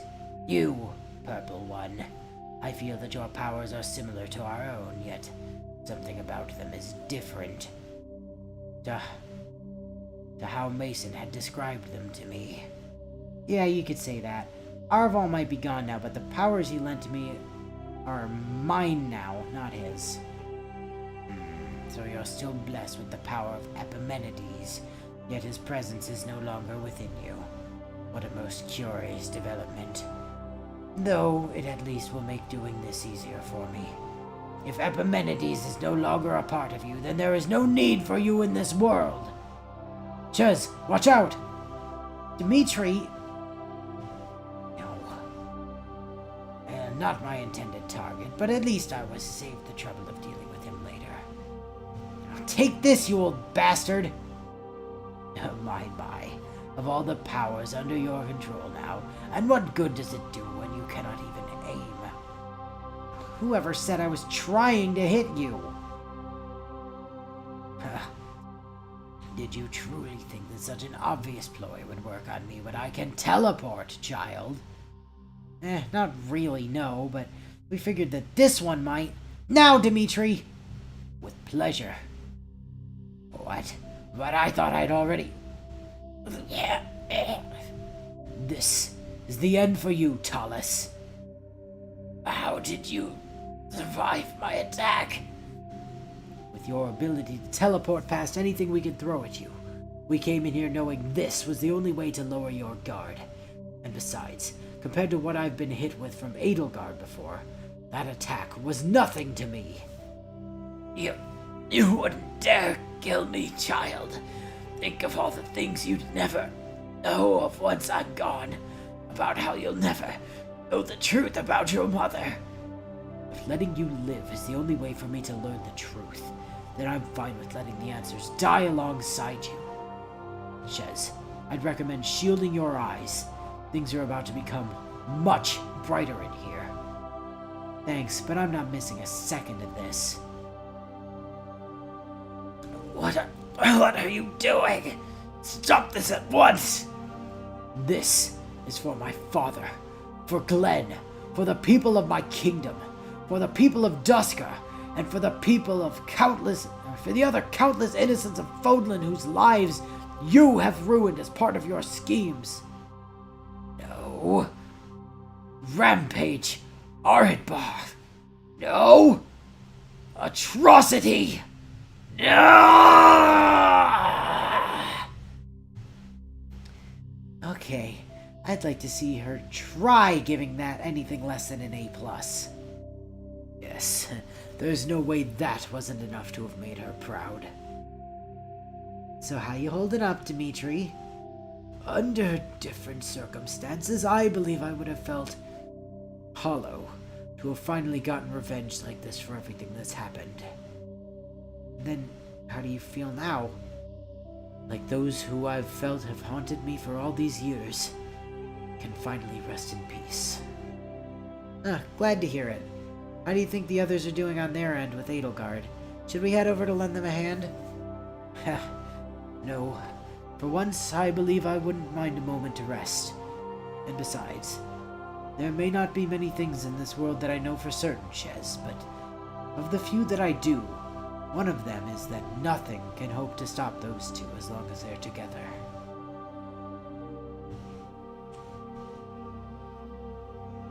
Let's see. Nope, still no new posts from Bio. This one ended up being pretty straightforward overall. With both this and the next one, Bio kind of ended up starting at the ends of them and working his way back up, since it was just way easier to establish how things would work out that way flow-wise, with the main things he wanted to work into it being a showcase of how well Dimitri and Ches actually work together in a fight, and a resolution to Dimitri's repeatedly dropping the ball anytime someone who can teleport is involved. One thing that did end up changing about this one was the ending, however. Originally, it was going to just be the both of them slumping to the ground after all the fighting they did with some dialogue talking about how tired they were, but part one of this set actually was finished after the latter two were, and once he ended up going with Byleth telling them to kick Talus's ass an extra credit assignment, he came back to rework the starting dialogue in the last panel to be a callback instead.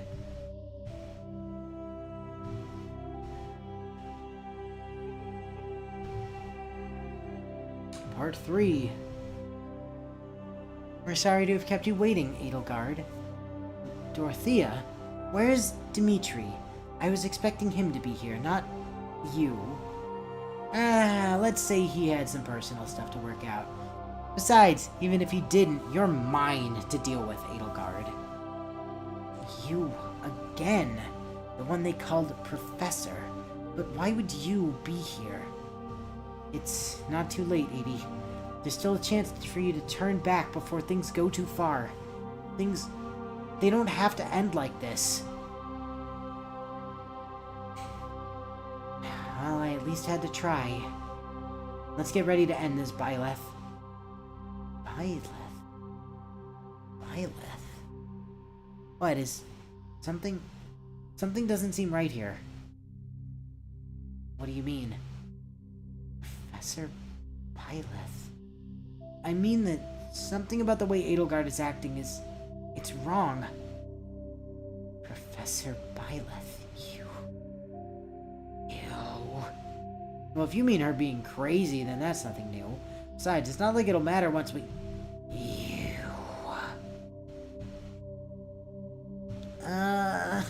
She's a lot stronger than she looks. Dorothea, why the hell did you do... There wasn't time. I saw she was transforming and... Kill her. I must kill her. Get out of my way or I'll go through you instead. You won't even get the fucking chance. You must kill. Should have figured that wouldn't have been enough to take you out when you're all demoned up like this. Thanks. I don't think I could have held her off much longer. I gave you that sword so you could defend yourself, not so you could risk your life trying to defend me. I know, but if our roles had been reversed, I know you would have done the same for me in a heartbeat. I'm not sure how she got like this, but it looks like the only thing that can be done now is to finish this. Yeah, and I know just the way to do it. Baloney. For all the things I've looked forward to since getting here, getting another shot at this has definitely been towards the top of the list. I know this didn't exactly work last time, but I've had a hell of a lot of time to work myself for the last few years, and even more anger to channel. No. So I've been working on a spiced up version of this, just for you, Edelgard.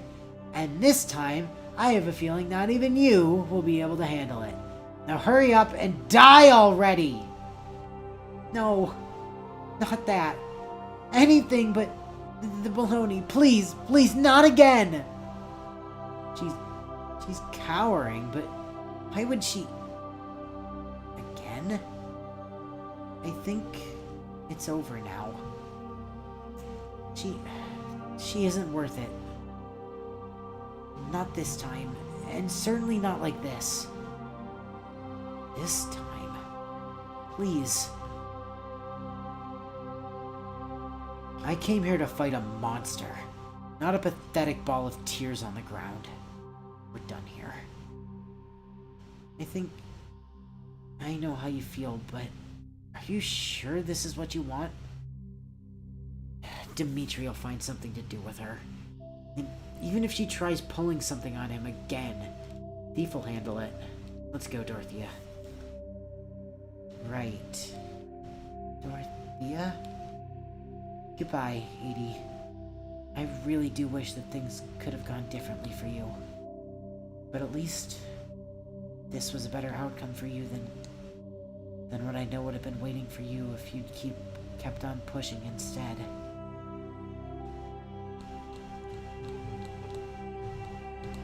Bio says, the longer the music goes on, the more it just sounds like the Resident Evil save music to him. Joke's on you, it's actually Resident Evil. No, it's not. Alright, I'll just be blunt, he really kind of wasn't expecting Edelgard to end up not dead by the time we finished that final session. So this one kind of took him a bit to figure out how in the actual fuck that would have been something Byleth would have allowed to happen. Edelgard flipping her shit and going demon mode when she heard Byleth's name for the first time was something he had in mind beforehand, however. And that ended up giving him enough leeway to where he figured that the negative memories she had towards Byleth previously were probably so overpowering that upon seeing the one thing that led to what was almost assuredly the single most embarrassing and demoralizing moment of her past life, Edelgard would just start to lock down hard from it. And from there, the rest of it just kind of slotted into place.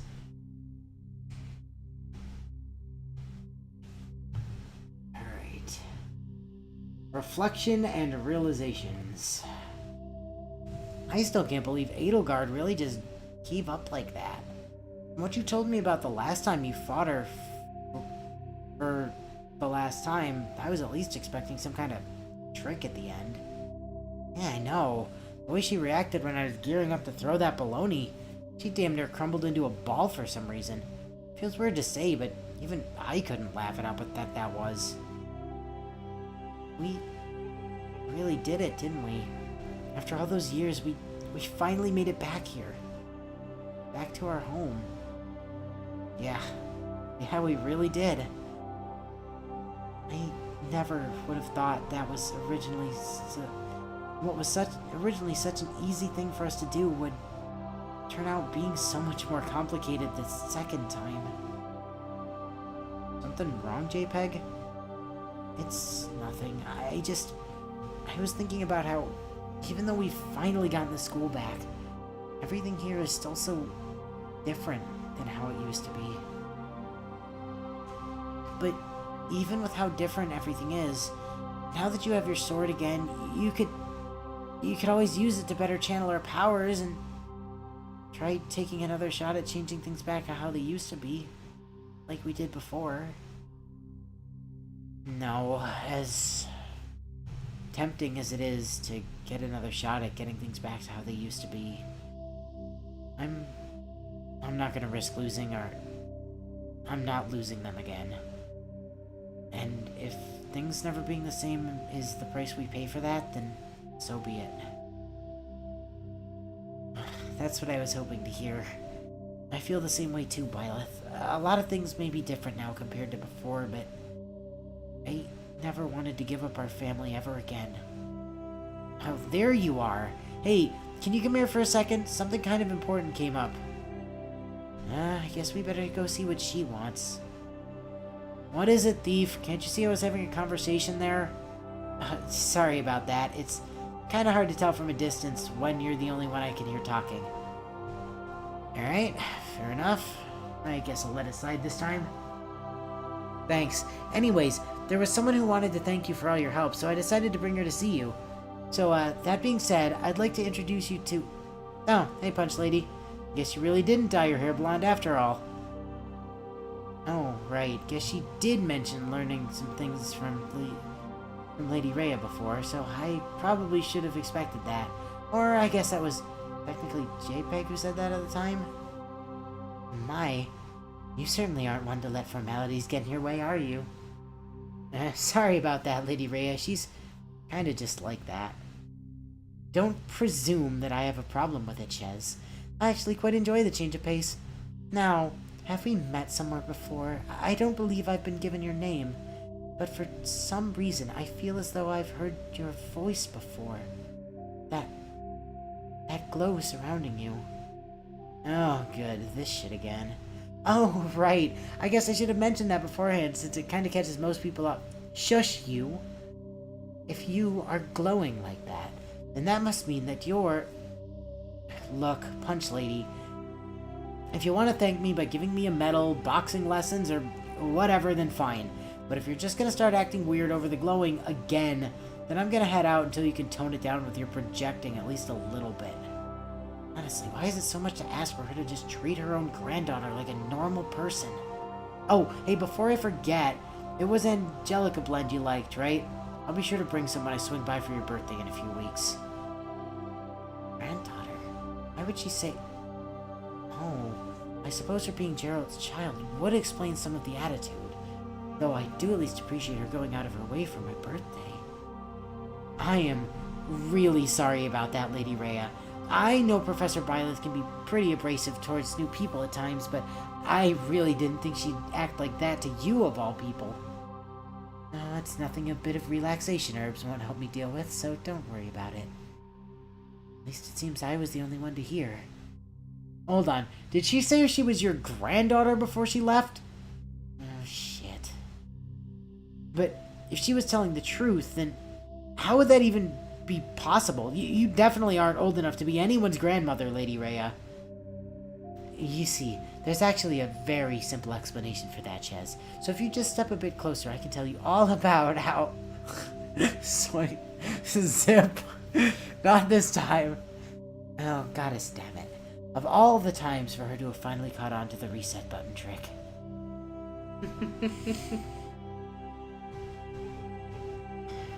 Let's see. Bio says. Where does he actually start his comments on this one? So the first half of this one was something I needed to do at some point, so I chose to get it out of the way now, before then following it up with the conclusion to a joke I set up a while ago.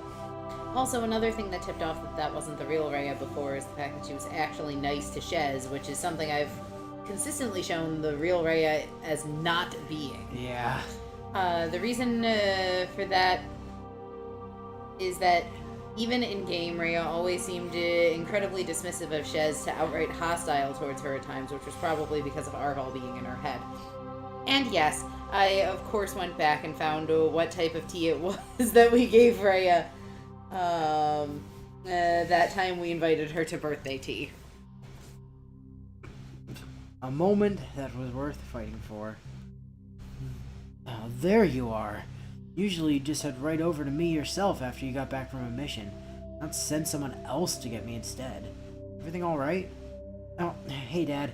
Everything's fine. I was just busy making sure all these railgun parts I'd legally appropriated, looted, were being handled properly so they wouldn't end up broken before I could even use them. So I had to send someone else out to find you instead. You needed someone to find me. Doesn't JPEG usually do that for you? Something happened to her? Oh, yeah, she's actually asleep right now. There was a lot of map data she had to sort through while we were kicking those assholes out of the school, so she was pretty tired. After staring into her info tablet screen for so long. That's good. Sorry, sweetie. I'm just not really used to talking about JPEG as if she's actually there yet, so it's still kind of awkward for me to wrap my head around. Yeah, that's fine. We're both pretty used to people thinking I was just crazy and talking to fake voices in my head, so she's never too bothered by people needing a bit to get used to knowing she isn't something I made up. That's nice of her, at least. Could you apologize to her for me about it later? I'll be sure to put you at the top of the increasingly growing list. Right. So, what was it that was so important you had to send someone out to bring me over to you? Can't imagine it was just to say, "Hi, Dad." Nah, that was only half the reason. The other half was that I wanted to give this back to you. My old sword. I guess you weren't able to take a shine to this one either. No, the sword's actually pretty nice. It honestly cuts shit better than just about any other sword I've used before. Then why are you giving it back to me like this? Well, you gave this to me so that I would have something to use until I finally found a sword I was happy with, and it's time that it finally went back to you. Oh, so that means you finally got your hands on the right sword then? Yep, just give me a second to grab it. So, what do you think? Pretty nice, right? Centaur, huh? I assume that one was from you? Sure was. Any particular meaning behind it, or? This thing is called the Sword of the Centaur, but since people kept getting the name wrong before, I had to write it on the blade like this again because it was gonna get pretty annoying otherwise. Well, as long as you're happy with it. Where'd you find this thing anyway? The tunnels under the school where they stuff all the dead people. Huh. So that was actually hidden away in the officers' academy. Bet Seth must have taken it well when he realized you'd walked off with it. You know, if things had just happened a little different back in the day, I bet you could have actually ended up being a student there yourself. Yeah, not a student. A teacher. A teacher. Wouldn't that have been something? Just imagine them trying to convince you to give seminars like they did with Alois. I could have done it. Yeah, no offense, but we both know that kind of job. It just isn't something you're really qualified to do, Byleth. Sweetie? Something wrong? Being a teacher is something that I've actually wanted to do for a long time now. I know it's not something I'm qualified to do, but that's why you asked all of the kids here to call you. That's why you always call them your... Damn it, what the hell did I just do? I'm sorry, Byleth. I honestly had no idea. With your reading problems and your other problems, I just didn't think it's something that could happen. I know. But maybe if I tried talking to Rhea about it, we might still be able to work something out for you. You do that, but don't you hate talking to Punch Lady? Hate is a strong word, and sometimes also the right one depending on her mood, but this is something that's important to you. And if I can't even put old grudges like that aside for the sake of my own daughter, then I don't deserve to be her father in the first place. Besides, Rhea, she owes me a good amount of favors by my count for the choices she's made over the years. So if I came to her and asked that she let her granddaughter have a job, I get the feeling she won't exactly find it in her to say no. Aw, thanks, Dad. I'm really glad that I still have you with me here like this. Well, for your sake, I hope you really mean that, because I don't plan on leaving you alone anytime soon, sweetie. So Bio says, generally speaking, after the whole mess with Arval happened, basically everyone just collectively went, wait, was the professor not making that up after all?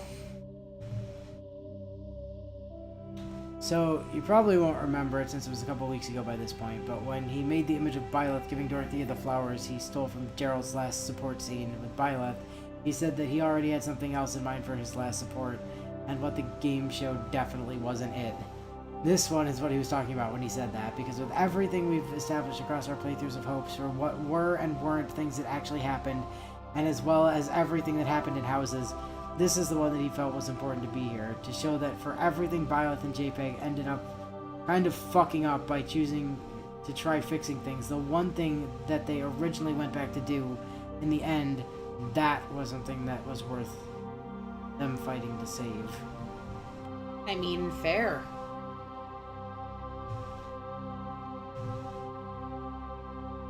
Not all good deeds go unrewarded.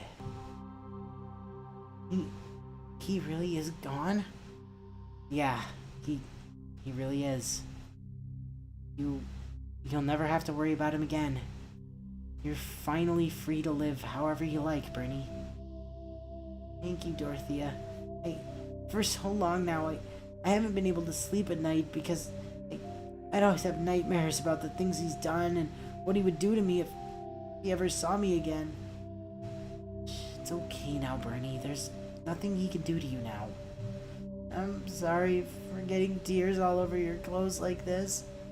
It's okay, Bernie. You waited a long time for this day. Far longer than you deserve to, so just let it all out. I don't mind. What do I do now? Whatever you want, Bern. If you aren't sure where to start, then I know of a couple others who deserve your thanks just as much as me, if not even more. Who do you mean? Well, the one who really did most of the work. It was Byleth, not me. She was determined not to fall short on her promise to you, and I think she wanted to make him pay more than anyone. And other than her, there was Yuri.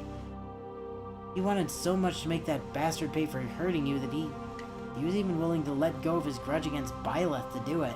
And if it weren't for him, she wouldn't have gotten her sword back, and I wouldn't have gotten mine. Okay, I'll be sure to go find them both and thank them for this too. I'll be back to talk with you more later once I'm done. Okay, Dorothea? I'm looking forward to it, Bernie. See you then. After After all these years, maybe now she can finally come out of her shell and live. Live a real life outside of her room. One without the fear that's kept her trapped there for so long. I'm so glad that we were able to help her. That was a good thing you did. Oh, it's just you, Gerald. What do you mean? What you did for Bernadetta. I might not have known her for too long, but I think that's probably the first time I've actually seen her with a face that didn't look like she was half a step away from a panic attack. Not many would go to the lengths you did to help a friend like that. I wouldn't really say I'm the one who rightly deserves the credit for that. The one who did most of the work was by your daughter. I don't feel the need to correct yourself on my account. But your daughter really was the one who... Yeah, that's not what I meant, kid. I don't mind you just calling her Byleth when talking with me. I can tell it's what you'd prefer, and it's what she'd prefer, too. She would? Did she tell you that? Not a chance. Things like that aren't really how she works. Not usually, at least. Then how are you so sure that's... She might not be one to tell me much about her feelings, but I still know my daughter.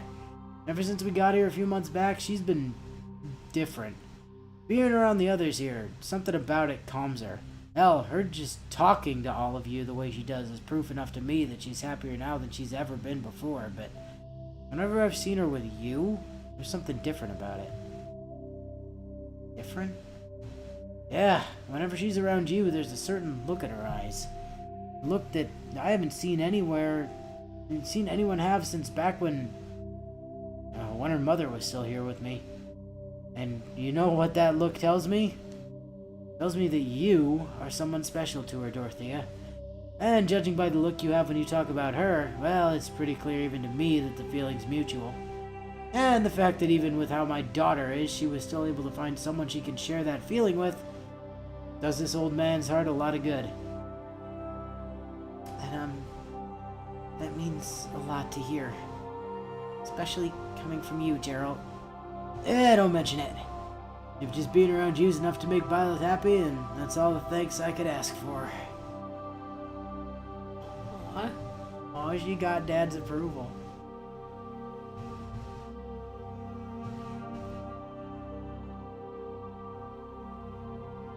So, back when we first started Hopes, there was something in particular that was mentioned by Dorothea, and it was something that really ended up sticking with Bio all the way through. Until the very end, because hearing it actually ended up upsetting him a lot more than he thought it would.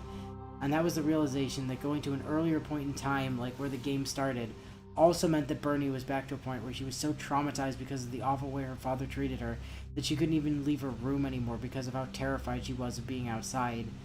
That one thought was pretty obviously why he ended up writing that piece of filth going out the way he did. It was a large part of why he made sure Yuri in some way helped do it. So when he got to this image here, what was originally supposed to just be a simple panel or two of Dorothea telling Bernie that the bastard was finally dealt with, which would then transfer over to the bit with Gerald afterward, ended up having a lot more time and feeling put into it than he planned on.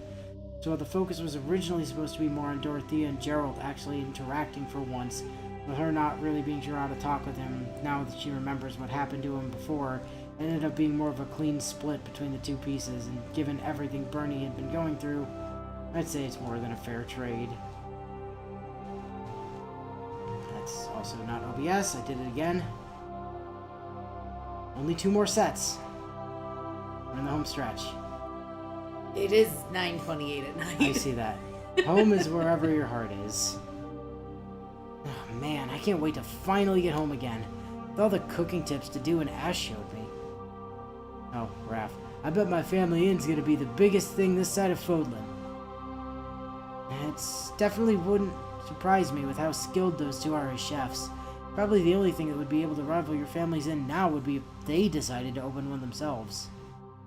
Hey, do you think your family would be alright with displaying some of my paintings at their inn, Raphael? Yeah, of course they would, Ignatz. Your paintings look great, isn't that right, Marianne?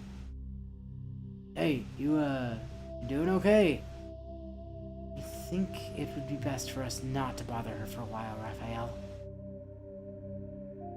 Hey, I think we're pretty close to Lysithia's place from here, so how about we stop there to rest a bit? Sound good to everyone? Must we, Claude? I'd much rather finish this journey so I can finally return to Gloucester and put this ordeal behind me. And not everyone can be as eager to return home as you are, Lawrence. Besides, I've got something to pass along to her anyway, so it'll save me the extra trip. A short while later... Let's see, if I read it right, the formula for this spell should go like... Oh, darn it, that's not right either. This was so much easier back at the academy when Professor Hanneman could explain these things. Or at least it was when he wasn't busy cleaning up after Professor Manuela and her drunken messes. I wasn't expecting anyone to be here today. I'm here. I guess you can come in. Oh, well, that's good to know. Would have felt pretty dumb if I came out here for nothing. Claude, what are you doing here? I thought you and the others were supposed to be helping King Dimitri liberate Garreg Mach. Well, let's just say it went a lot smoother than we expected. Me and the crew I had staying over with Dimitri's group were actually on our way back home, so I figured we'd stop here to rest a bit on the way. Hey, what's that you got there? Is little Lysithea still working hard on her magic studies? I keep telling you not to call me that, and I was, yes, though it's a lot harder on my own than it was at the academy. Well, hey, now that we've finally cleared the place out and dealt with Edelgard, I bet Ray will probably open the place up again before long. I'm sure she wouldn't have a problem with any of us asking to re-enroll, given the abrupt end of our stay there. Well, that would be nice. Hey, what's that box you're carrying with you? Oh, this? It's actually a gift from one of the mercenaries who works for Dimitri. She asked me to pass it along to you if I got the chance. It's not from Shez, is it? Nah, different merc, entirely from Shez. Calls herself Professor. Professor what? Yeah, just Professor. Not really sure why she wanted me to give you this in the first place, but I didn't see any harm in going along with it since she was kind of a big help in taking the monastery back. Oh, she also said she'd like to meet with you sometime if you had the chance. Not sure if you'd really be interested in taking up her offer, but I figured I might as well mention what that Teach asked. Wait, why did I suddenly call her Teach like that? Just Professor, huh? Can't say I've never met someone who goes by that, or ever met someone. Looks like there's at least a tag on it, so maybe that'll give me a hint. Let's see. Professor for Shyled. What? I don't think I've ever seen handwriting this bad before, and the spelling of it is just... And what's with calling me child like that? I swear, there must be something wrong with whoever gave Claude this box. Well, if Claude at least trusted them enough to actually deliver this for them in the first place, then I guess it's probably nothing dangerous. Let's just get this over with so I can get back to my... It can only be one thing. It's gotta be the staff. And possibly her tome. Because technically she does have 2 relics in this game. So if you honestly thought I was really going to go this entire series without having Child be in it even once, despite the game's best efforts, then you are actually insane. Since everyone Claude sent over was going back to the Alliance after the big raid was finished, I made sure to set this up earlier when Byleth was winding up to tear into Claude for not sending Lysithea along with them, because if there were 2 major mistakes this game made that I can't forgive, one of them is definitely that they basically said she just isn't allowed to exist at all in the Blue Alliance route. Yeah, you never even get to fight her or anything. She's just totally not there. I'm sure the other one Bio is referencing is the fact that Marianne and Dimitri don't ever get to talk to each other in canon. Still, I don't understand why Claude insisted on us staying here for the day. You should have just left that box here so we could continue onwards. I don't see what's so wrong with staying here for a short rest, Lawrence. Lysithea's house is rather nice, and I'm sure our horses appreciate the break. It's Count Lawrence. And yes, I suppose you may well have a point. Nothing else, it's better than having stayed another night in that dreadful excuse for a camp. Oh, come on, Lawrence. The camp wasn't really so bad. Everyone there was always so nice to us. Even Felix went out of his way to hang out with me, and he's... Felix. Surely you must be jesting, Raphael. Those people are always doing things such as glaring at me, refusing to speak as one should to a noble such as myself, refusing to give me my meals when I asked. Yeah, it's sure a mystery why they would have done that, Lawrence. Yes, I know why. Shez must have told them all to treat me in such a way. She never was very adept at hiding her contempt towards me, with her loud whisperings behind my back and ill-mannered speech when addressing me. Shez never would have told anyone to do that.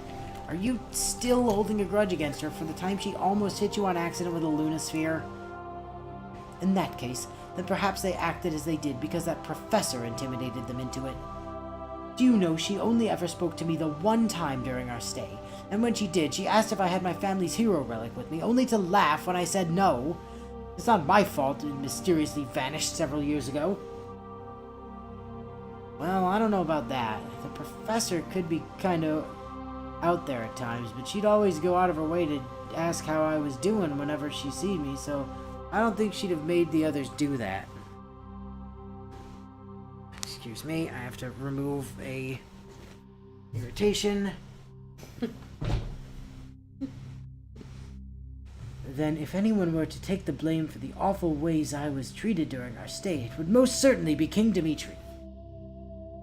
What are you even saying? I know the professor could be trying at times, and Shez wasn't a fan of your extravagance, but that's not something you can blame King Dimitri over. I very well can, Ignatz. If he could even manage to keep some simple mercenaries in line, then I struggle to think of a future where a king such as him will lead his country to disaster. That feels kind of harsh to me. Don't be ridiculous, Raphael. Why, the mere fact that he even agreed to employ someone so uncouth and clearly unhinged as that professor woman is enough to make one question whether he is even fit to be a king in the first... Whoa.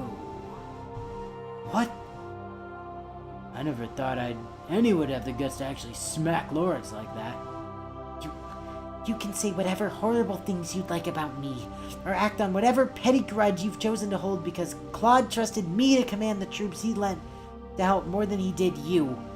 But I refuse to allow you to do the same to my friends, and if you believe that I will simply stand aside and do nothing as you say such terrible things of King Dimitri, like, I thought the last time she used King Dimitri was, like, 4 images ago. He didn't say that was going to be the last time she called him King Dimitri. He said it was the first time she didn't. Oh, gotcha. Then your life here will soon become much colder than it already is, Lawrence. I demand to know the meaning of this, Marianne. For what reason do you believe yourself to have the right to strike me like this? So what if I spoke ill of that lot of inhospitable curs? It's the least they deserve after the way they treated a noble of my standing. Marianne, where are you going? I'm leaving. But where are you going? Home. To my family. Fine. Run along back to your family's estate to hide. Just you wait until I inform your father of this, then we shall see how much of that will help you. Hey, is it just me, or did it look like Lawrence had a big handprint across his face when I passed by him in the hallway just now? What? Hey, where's Marianne going? She's going home to her family. But isn't her house the other way from here? It certainly is, but I'm pretty sure that wasn't the family she was talking about. Good for you, Marianne. I don't really get what you're talking about. Did I miss something while Claude had you guys out there helping King Dimitri's forces? I guess you could say that. Say, what's this little stuffed cat you got here, Lysithea? Don't think I've ever seen that one in your collection before. Oh, this? It was something I got from a gift Claude passed along to me. He said it was from someone who apparently calls herself Professor. Hold on, the Professor gave that to you? That's what I said, didn't I? But why'd the Professor want to give you something like that when she doesn't even know you? She didn't leave a note with it or anything. Not that I'd have been able to read it if she had, so I have no idea why she'd do that. It is really cute, though. Claude mentioned something about her wanting to meet me if she ever got the chance, so I think I might try visiting her sometime to thank her for it in person. So, Bio says... By the way, while everyone else from the class kind of evened out after spending a while around Byleth, Lawrence really was just too far gone up his own ass by then for it to have helped him. Also, Bio says, I'm offended that neither of you guessed that it would have been Lysithea's favorite gift. I was just happy to see the stuffed kitty come back. Especially considering the near identical one I had to throw off the couch a moment ago. That's true. So, here's where we get to one of the things I've actually been sitting on as an idea for a while, and it goes hand in hand with something I mentioned in the note of the previous part of the set. If one of the game's two major mistakes that he couldn't agree with making Lysithea a complete non-entity, the other is the generally awful way it treated Marianne. Yes, called it! Even though the narrative we set up for ourselves in this playthrough, the game still took everything from Marianne and essentially gave her nothing in return for it. It took away the bulk of her support scenes. It somehow still found a way to relegate her to being an optional character despite being one handed to you as part of the story itself, solely so they wouldn't have to bother factoring her and the other three into story events. It made her the commander of the forces Claude lends you and then still does nothing with her despite that. And it even took Dimitri away from her on top of all the other bullshit. So this is me telling the game to go fuck off with this bullshit, because after everything Marianne went through, she didn't deserve the shit the game gave her, and after spending time with all the people who actually care about her and help support her through her problems, Marianne knows she doesn't deserve it anymore too.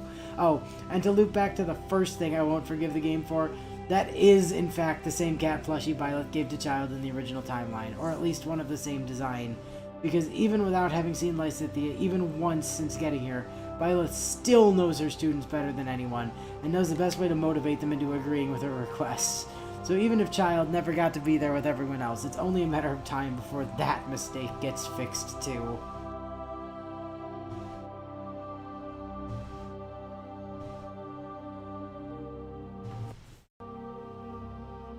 Hey, Mr. Super Strength. Think you could help me with this bead bag over here?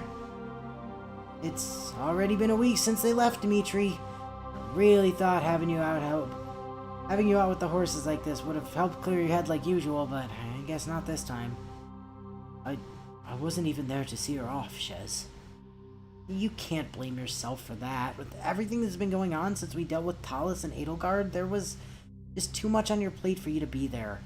I'm sure she knows that, and I'm sure she wouldn't have wanted you to let it keep gnawing away at you like this either. Even so, that's no excuse. I should have been there. I should have told her about how but now she's gone, and it's like a part of me has gone along with her. And with this long war finally at its end, I'll soon have to worry about saying goodbye to one of my closest friends on top of it. Now, if the last bit's about me, that's not something you'll have to worry about. I'm not going anywhere. You aren't. But your contract, I had a hell with it. I know I'm a merc by trade, but if it's a choice between my friends or the job, well, let's just say I know a guy pretty high up the food chain around here who could get me a new job much closer to home. I am truly grateful to have a friend like you, Shez. Same to you, Dimitri. How about you go get some rest for a while? I'll just handle the horses on my... Shez, why do you suddenly look so... If you need a hand with the horses, I would gladly lend one. Marianne, I'm not imagining this, am I? You're really here. I am. It's good to see you again, King Dimitri. But I thought you left with the others to return home. I did go with them back to Alliance territory, but I wasn't returning home with them. What does that mean? I couldn't return home with them because my real home isn't in the Alliance. I just hadn't realized it yet. I think it's about time I became scarce around here. Congrats, you two. You've earned this. Are you saying that you're going to... Oh, why, hello there. I don't believe that I've seen you before. Who are you with? She's actually my personal mount. She is. Then why have I not seen her before when I would help take care of the other horses? Did you only recently meet her? Oh, far from it. I've actually had her since our time in the academy. I was given her not long after the mock battle incident by Lady Rhea as her way to make up for the bruises we received, but ever since the war started, I've always kept her back home in Ferdiad until now because I was too worried for her safety. You must really care about her quite a bit then. What's her name? It shames me to admit this, but I've never been able to give her one. I was always so stuck in my head trying to decide the right one that I could just never find what felt right for her. Some partner I am. Sad horse noises. I'm reading ahead. She says that she doesn't like to see you sad like this. She said that, but how would you...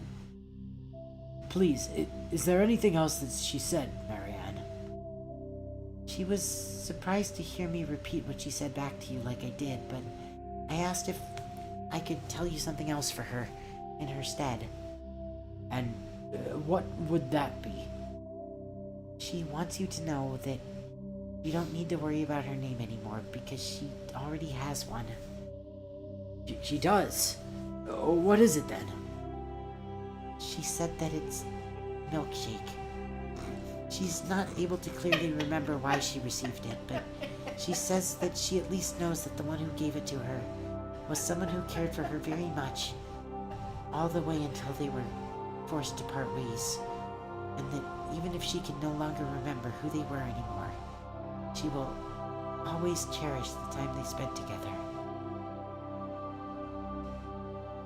Milkshake? That sounds absolutely perfect. Oh my. Thank you. If it weren't for your gift, and if it weren't for meeting you, I would have never known this feeling I have now. There simply aren't words to describe how grateful I am to you, both for this and for coming back to us. Coming back to me. If you don't believe those words alone to be enough, then I wouldn't mind simply remaining here like this for a while longer with you. A request like that is one that I'd be more than happy to see through for as long as you'd like. Even if I asked for you to never leave my side again? If that's the type of proposal you want to ask of me, then I do, Marianne. If you'd really be okay with my asking something so selfish of you, then I do too, Dimitri. So Bio says, so this was an amazing joke back in Three Houses, and I will never apologize for it. But here it didn't get to be a joke. Not this time. And with that, and with the rant he's been holding on to for a while over now, here we are. When he was told not to get excited to see Marianne again because she basically just doesn't exist in this route, he said that it sure as hell wasn't going to stop me from trying to make her important anyway, no matter what the game said otherwise, which leads us to here. To start with, the game being vague about Shez to the point of sometimes just pretending it actually told us something about her is just annoying to the point of aggravation at times. For so many of her supports, it goes out of its way to ask, hey, so what even are you going to do once your contract is up anyways, only to never deliver on that for the sake of remaining vague, even at the very end with the letter she gets from whoever she gave the Merc whistle to. So here, I had her sit down to try supporting her closest friend through a hard time in his life, and establish that no, Shez isn't the type to just fuck off and leave basically her entire life behind just because her contract is over. Because just fuck this game and it not even knowing what to do with her in the first place. I am very aware how difficult it can be to introduce a brand new character into an already well-established cast, but Shez fits in with everyone so well that she probably would have just as at home in houses as she was here. So them kind of just shoving her off at the end because they had no idea how to handle her is just so baffling. Anyways, if there were two regrets he had when we got to the end of houses, one was that he just kind of didn't get to do much with Marianne to set up her relationship with Dimitri because she ended up coming in so late compared to everyone else in the class, or really do much with her in general for the same reason. And if it hasn't been clear by this point, he's spent pretty much the whole series attempting to rectify that ever since she was introduced again, also that he could lead into something like this. He's not sure how well this one will land for anyone else, but an ending like this is one that her and Dimitri both deserved, and he wasn't going to let this game and his weird choices dictate that it just wasn't something they were allowed to have. And as for a certain someone, her still being around was an idea I had pretty much as soon as I learned that Marianne is able to speak with horses like she does. There just needed to be a special moment to show she really was still there, and that being the moment that finally let Dimitri and Marianne push past everything to get their happy ending, felt like the moment all three of them deserved. And the last set. Which is good, because time. It's time for the long tale of our heroes to come to an end. Even with how differently everything turned out, and with your old lives being nothing more than fleeting memories at the best of times, the two of you still managed to find a way to be together all the same. Congrats, you two. Goddess knows that if anyone deserved a happy ending for all they've been through, it's the both of you.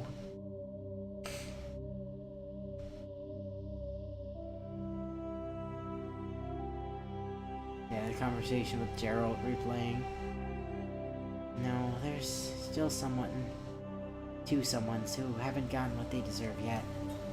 For everything that they've had to go through to make it to this point. So I think it's time that I told them both the truth. Now, this wire goes from this board to here. No, I'm pretty sure that wire was supposed to go to that one over there. Ugh, no, JPEG. That would make the thing explode when someone tries to fire it. I am the one who made the things, so I'm pretty sure I know what goes where. Yeah, well, you haven't even seen one of these railguns for almost 4 years now, so I'm just trying to help make sure you don't waste any of these parts. Yeah, I appreciate that, but I'd still prefer not getting blown up, because since the blueprint data you had saved for these things got wiped from that crash landing we had after the reset, the ones in my head are the best we can... So this is where you've been. It certainly did take me a while to find where you were holed up. Dorothea, I see here. Hey, these things can be pretty fiddly if they get jostled around too much, so I needed somewhere that no one would bother me while I worked on them. I didn't finally get my hands on these parts just to end up breaking them before they were even used. I hope it's been going well. Well, I haven't had anything break on me so far, so hopefully I can manage to get these working without melting anything. Why were you looking for us anyway? I had something important that I wanted to give you, and something more important to say afterwards once I do. Hey, JPEG, do you think you could... No, it's alright. I'd prefer for her to stay for this. I wanted her to hear what I have to say as well. She... What? But, before I say anything, I need to do this first. I knew it had to be coming back. I want you to have this, Byleth. That's a Saber's cap. Where did you get that? I went to find one of these during the raid on Garreg Mach. It's why it took so long for me to meet up with you after you broke in to deal with that bastard. But why would you do that? Because after everything that you've done for me and the others since getting here, and since long before that, giving you back your hat is the least I could do with how much I know it meant to you. Your hat? What do you... How could you... I haven't worn a hat like this since... Yeah, starting to click, Violet. By the way, I don't know that if I just never noticed it before, but is that the New Era emblem on the hat on the side? Yes. Has it always been there? Mm-hmm. It has. It has.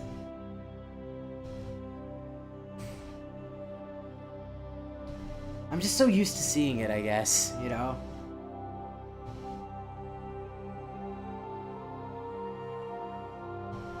So that they can finally have the rest they've deserved. I know that because I finally remembered. Remembered what? Everything? I finally remembered everything from before the two of you went back. She can't seriously be... But something like that, it shouldn't even be possible. Yeah, I know this is hard for you to believe, but... No, I know that you wouldn't lie to me. I just... How?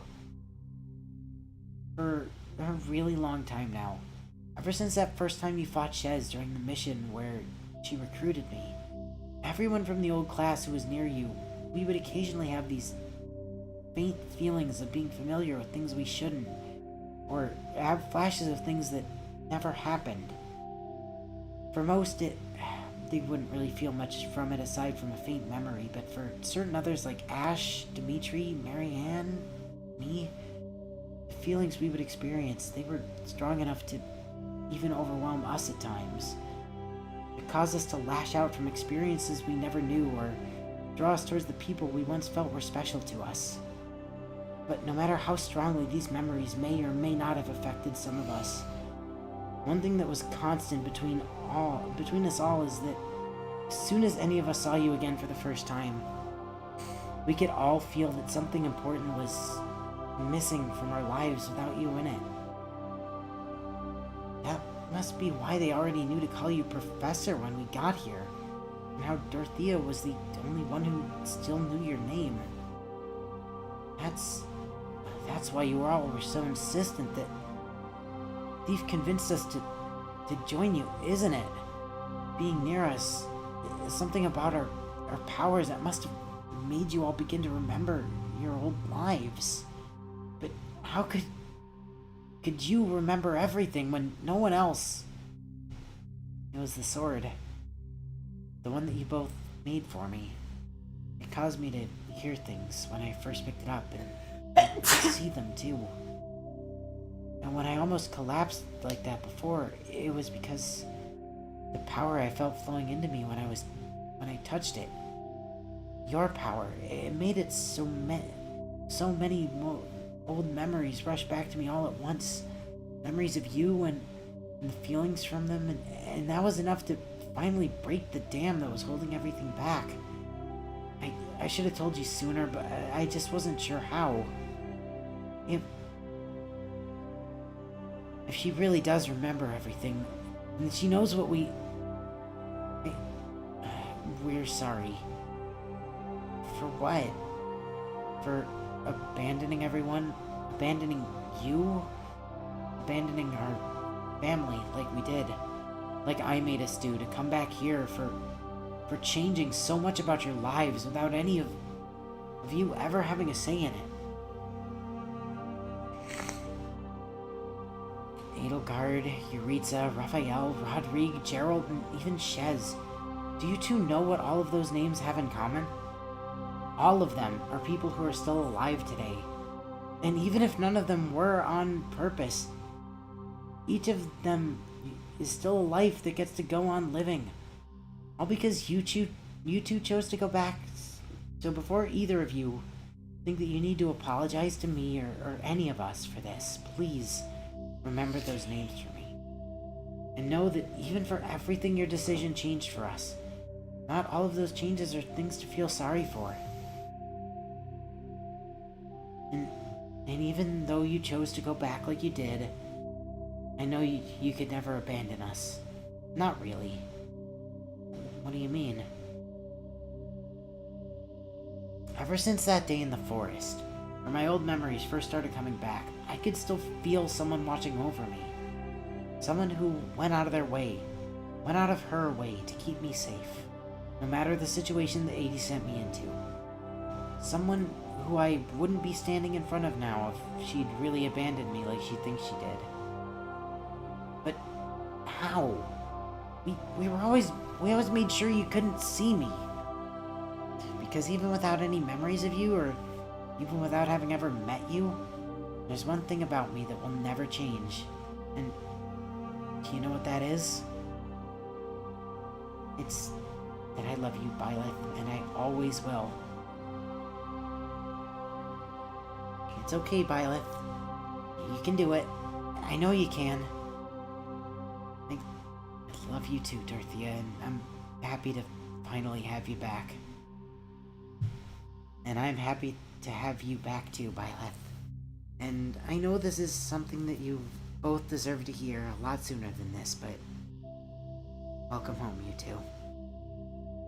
Bio says it was even before that day in the forest. Oh. You know I can't read. This was one of the hardest of those images he's ever had to work on, not because figuring out how he wanted it to go was difficult, which it was, or because writing it in a way that he felt satisfied with was more of a challenge than nearly any of the other things he's made, which it also was. This one was hard because it was the final one. He knows he's complained about these things being stressful to make, or some of them just being a pain in the ass to edit, but the thought of this being the last of them, on top of what it was he was actually working on, it was hard to actually work on at times because of how hard it was for him to see when he kept tearing up over it all. Yeah, that would do it. He's not sure how well this last one will land for everyone, but it's one that he put his all into, making sure it was something he could be satisfied with.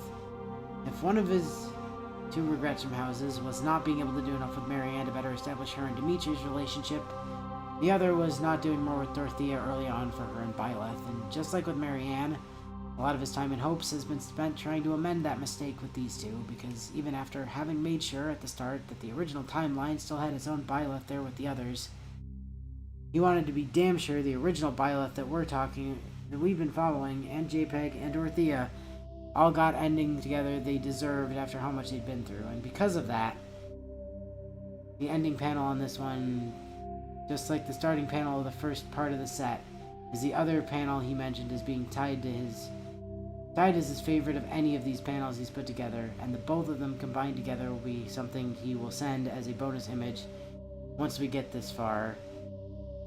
Because after everything we've been through with all of these characters for the last year and a half or so, them getting to be happy when we finally leave them really means a lot. Bio does also say in chat, I also think you might have missed it because of the background, but between JPEG's last lines, and Byleth leaning into the hug, there was actually a small line of Dorothea agreeing with JPEG. Oh, yeah.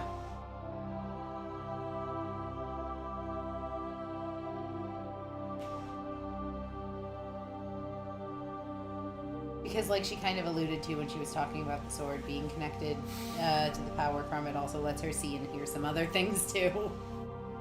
So, the very last thing on here, Bio really hopes that we enjoyed all the things that he's made for these. Of course we did. They've genuinely been his only real creative outlet the whole time, and the fact that we've had so much fun with them does mean the world to him. And in the end, even if he wasn't always happy with the end result of things he'd put out, he's proud that he was able to make something like this for everyone. So, thanks to both of us for having done the games, and, good times on that front. So, Honestly, I mean, that could not have wrapped better, to be honest. honestly, we owe you, Bio, because genuinely these have been so delightful a way to start the streams. To just be able to kind of be more laid back about it and be like, okay, we're recapping, but we're recapping with these images that are goofy and silly, and like, I'm going to miss the meme classroom tremendously. Oh, the meme classroom ain't going anywhere. I'm gonna use it in completely inappropriate places, I assure you.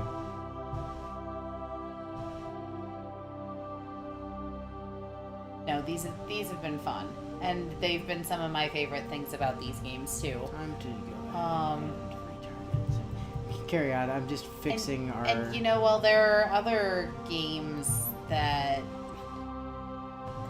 I genuinely enjoy better than the Fire Emblem games, although I am super looking forward to getting to Radiant Dawn. Like, this has made these games so much more special in my own mind too, having played through both of them before anything on stream. What was I using for the Three Hopes thumbnail? Did I just keep using the Three Houses one? I all think throughout you were Three just Hopes? using the Three Houses ones. I'm gonna assume I was for just Three doing that and Hopes. put it back if I That wasn't. sounds right. It's there now anyways, so. Bio Oh, shit. says, I'll really miss the family we've made across these two games over the past year and a half. Yeah, But I for owed sure. it to everyone to be sure I saw them off properly. Yeah. Yeah, it has been a year and a half of nothing but these characters. Well, who's not using the three houses one for? What was it? What was I using? I literally I can't find the thumbnail. It's not it's not in my thumbnails folder where Are it you should sure? be. I don't see it. Like literally, I do not see it. No. Three Hopes. Oh. Fuck it, I'm using the three houses one for this. I don't care. I'm using the three houses one. This is the actual wrap of three houses, like without question. To the point where like after this is over and I like shut things down, it won't let me assign to. Oh, maybe it will. Never mind. I'm literally adding this one to the three houses playlist as well. As soon as I could find it. There it is. Cause like this needs to be on both. It lets you do that? Yep, sure does. So yeah, that's going on to both the Three Hopes and the Three Houses playlist because it needs to be at the end of the Three Houses one. That's why I've retitled it to Three Houses and Three Hopes finale. Because it wraps the story, you know. Not the story they intended to tell, but fuck you. Our story was better anyways. It was. Bio says, again, thank you guys for having played through these games. I'm really glad we peer pressured you into playing houses like we did. Yeah. It's still not a Fire Emblem game, but it's certainly something, you know. It's a game that I do have a lot of, respect for, a lot of, love for, and boy was it something special. Like really very special. Probably among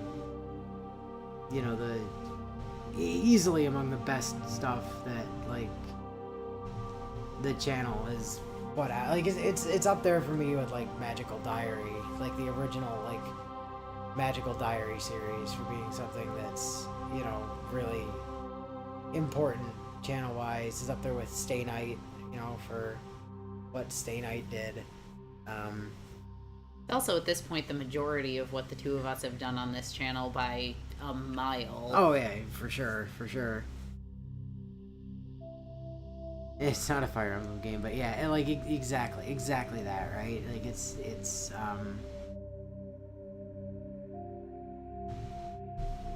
goddamn. So, if my count is not off, it was 104 image sets for this.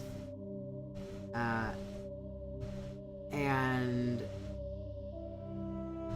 also, oh yeah, I gotta grab that.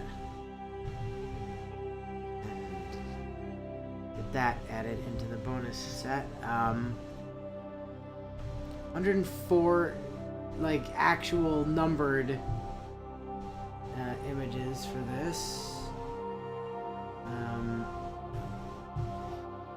Need to find the bonus ones. Help. Please, Windows, help. I need to find the bonus ones. I'm tired. Willow's tired. Oh god, this is gonna be torture. I need to do it in a more reasonable way. I had 4 previously.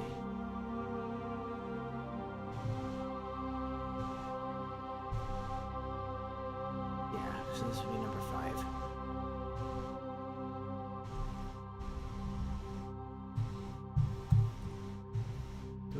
If I could type at all, which I can't. Bio says, the actual image total from this batch on its own increased the total count from Hope's images by about 25%. Sorry, House's images by... Oh, no. Yeah, I read that right the first time. The actual image totals from this batch, so today's session, on its own increased the total count from Hope's images by about 25%. Yeah, no, Bio, I caught my mistake. Thank you. That sounds about right. These things happen. I gotta pull that up. Give me a second. Although I do kind of want to leave. You know what? Here's what I'm gonna do. I'm gonna actually add a second image source here.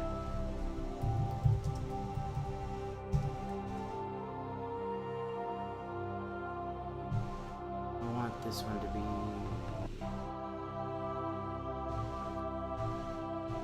Just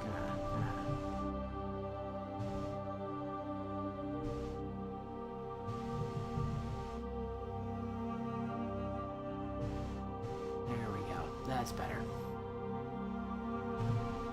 Gonna leave that there. It's gonna be weird not being in these games anymore. Well, I mean, we'll be coming back to Fire Emblem again after. No, like not being in Breather. these games. Oh, well, Byleth technically makes an appearance, and No, that is incorrect.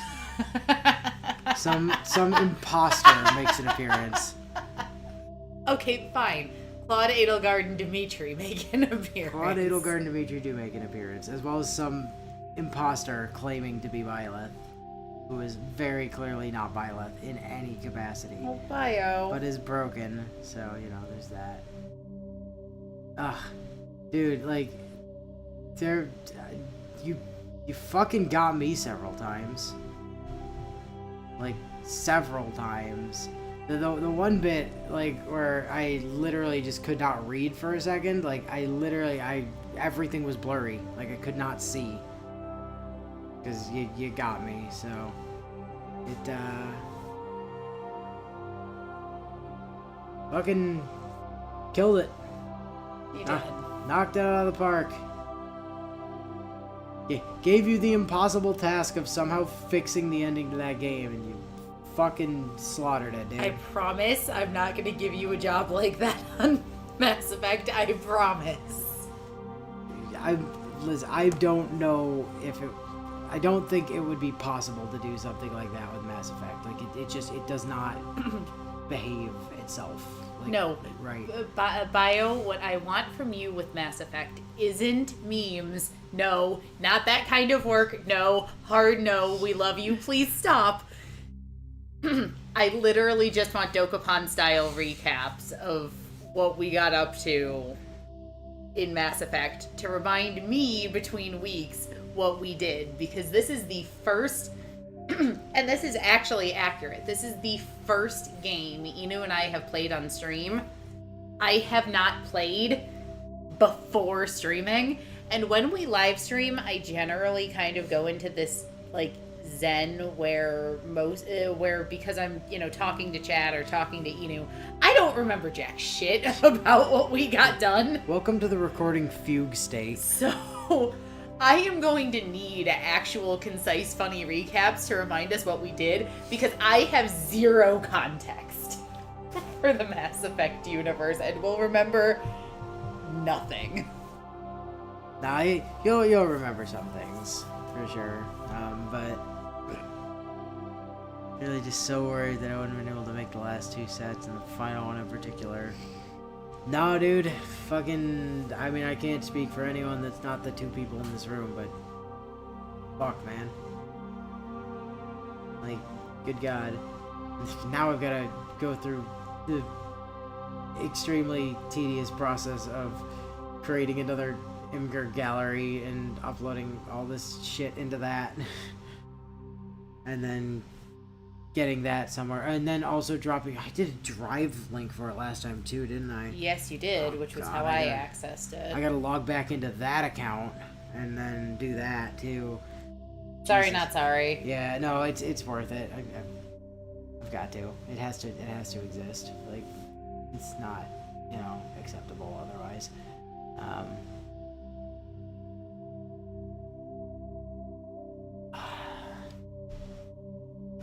Right, well,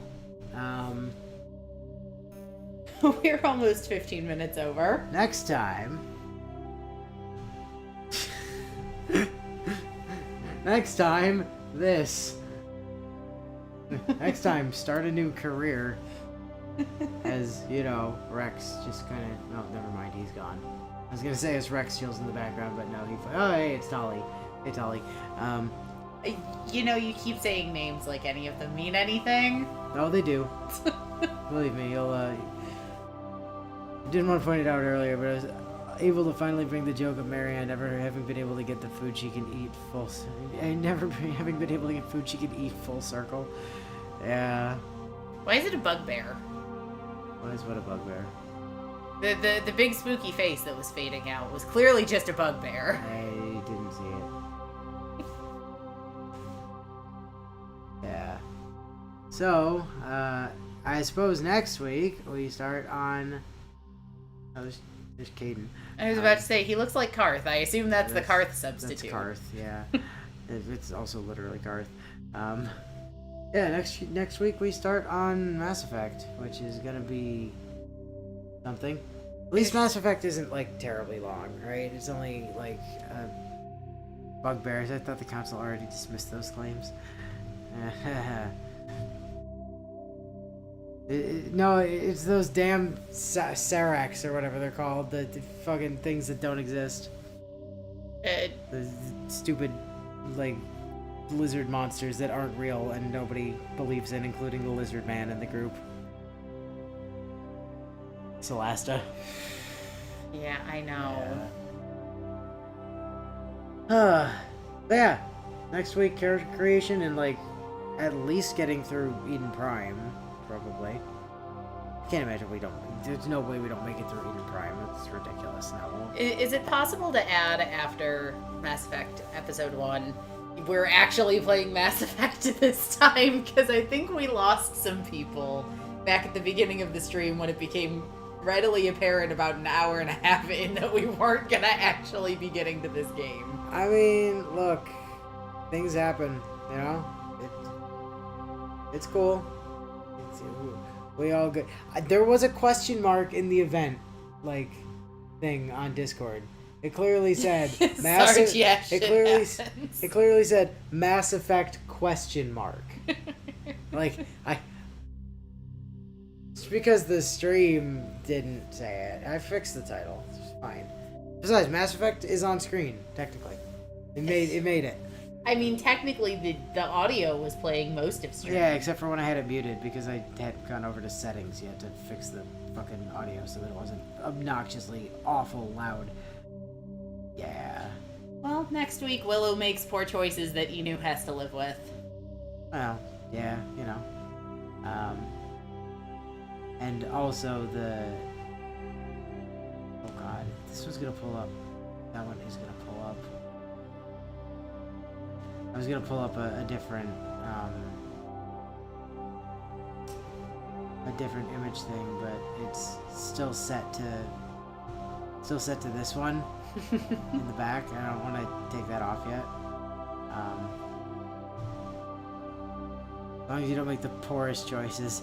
I mean, we'll see. She's doing this shit basically blind, so... No, I'm doing this shit actually blind. I've literally never looked in... I haven't even looked into any of the Mass Effect. No, I say basically because I have some idea of what's coming. Yes, but I also know you, and if you think letting me make a choice blind is going to be more entertaining than giving me information that I'd probably have thanked you for later, you're not going to tell me. I mean, it's true. But that is, if you do make the poorest choice, then you will be judged promptly for it. I have no idea what they're talking about. It's fine. Don't worry about it. I very much doubt you're going to do that. So. Alright. Well, until next week. We'll catch you guys next time.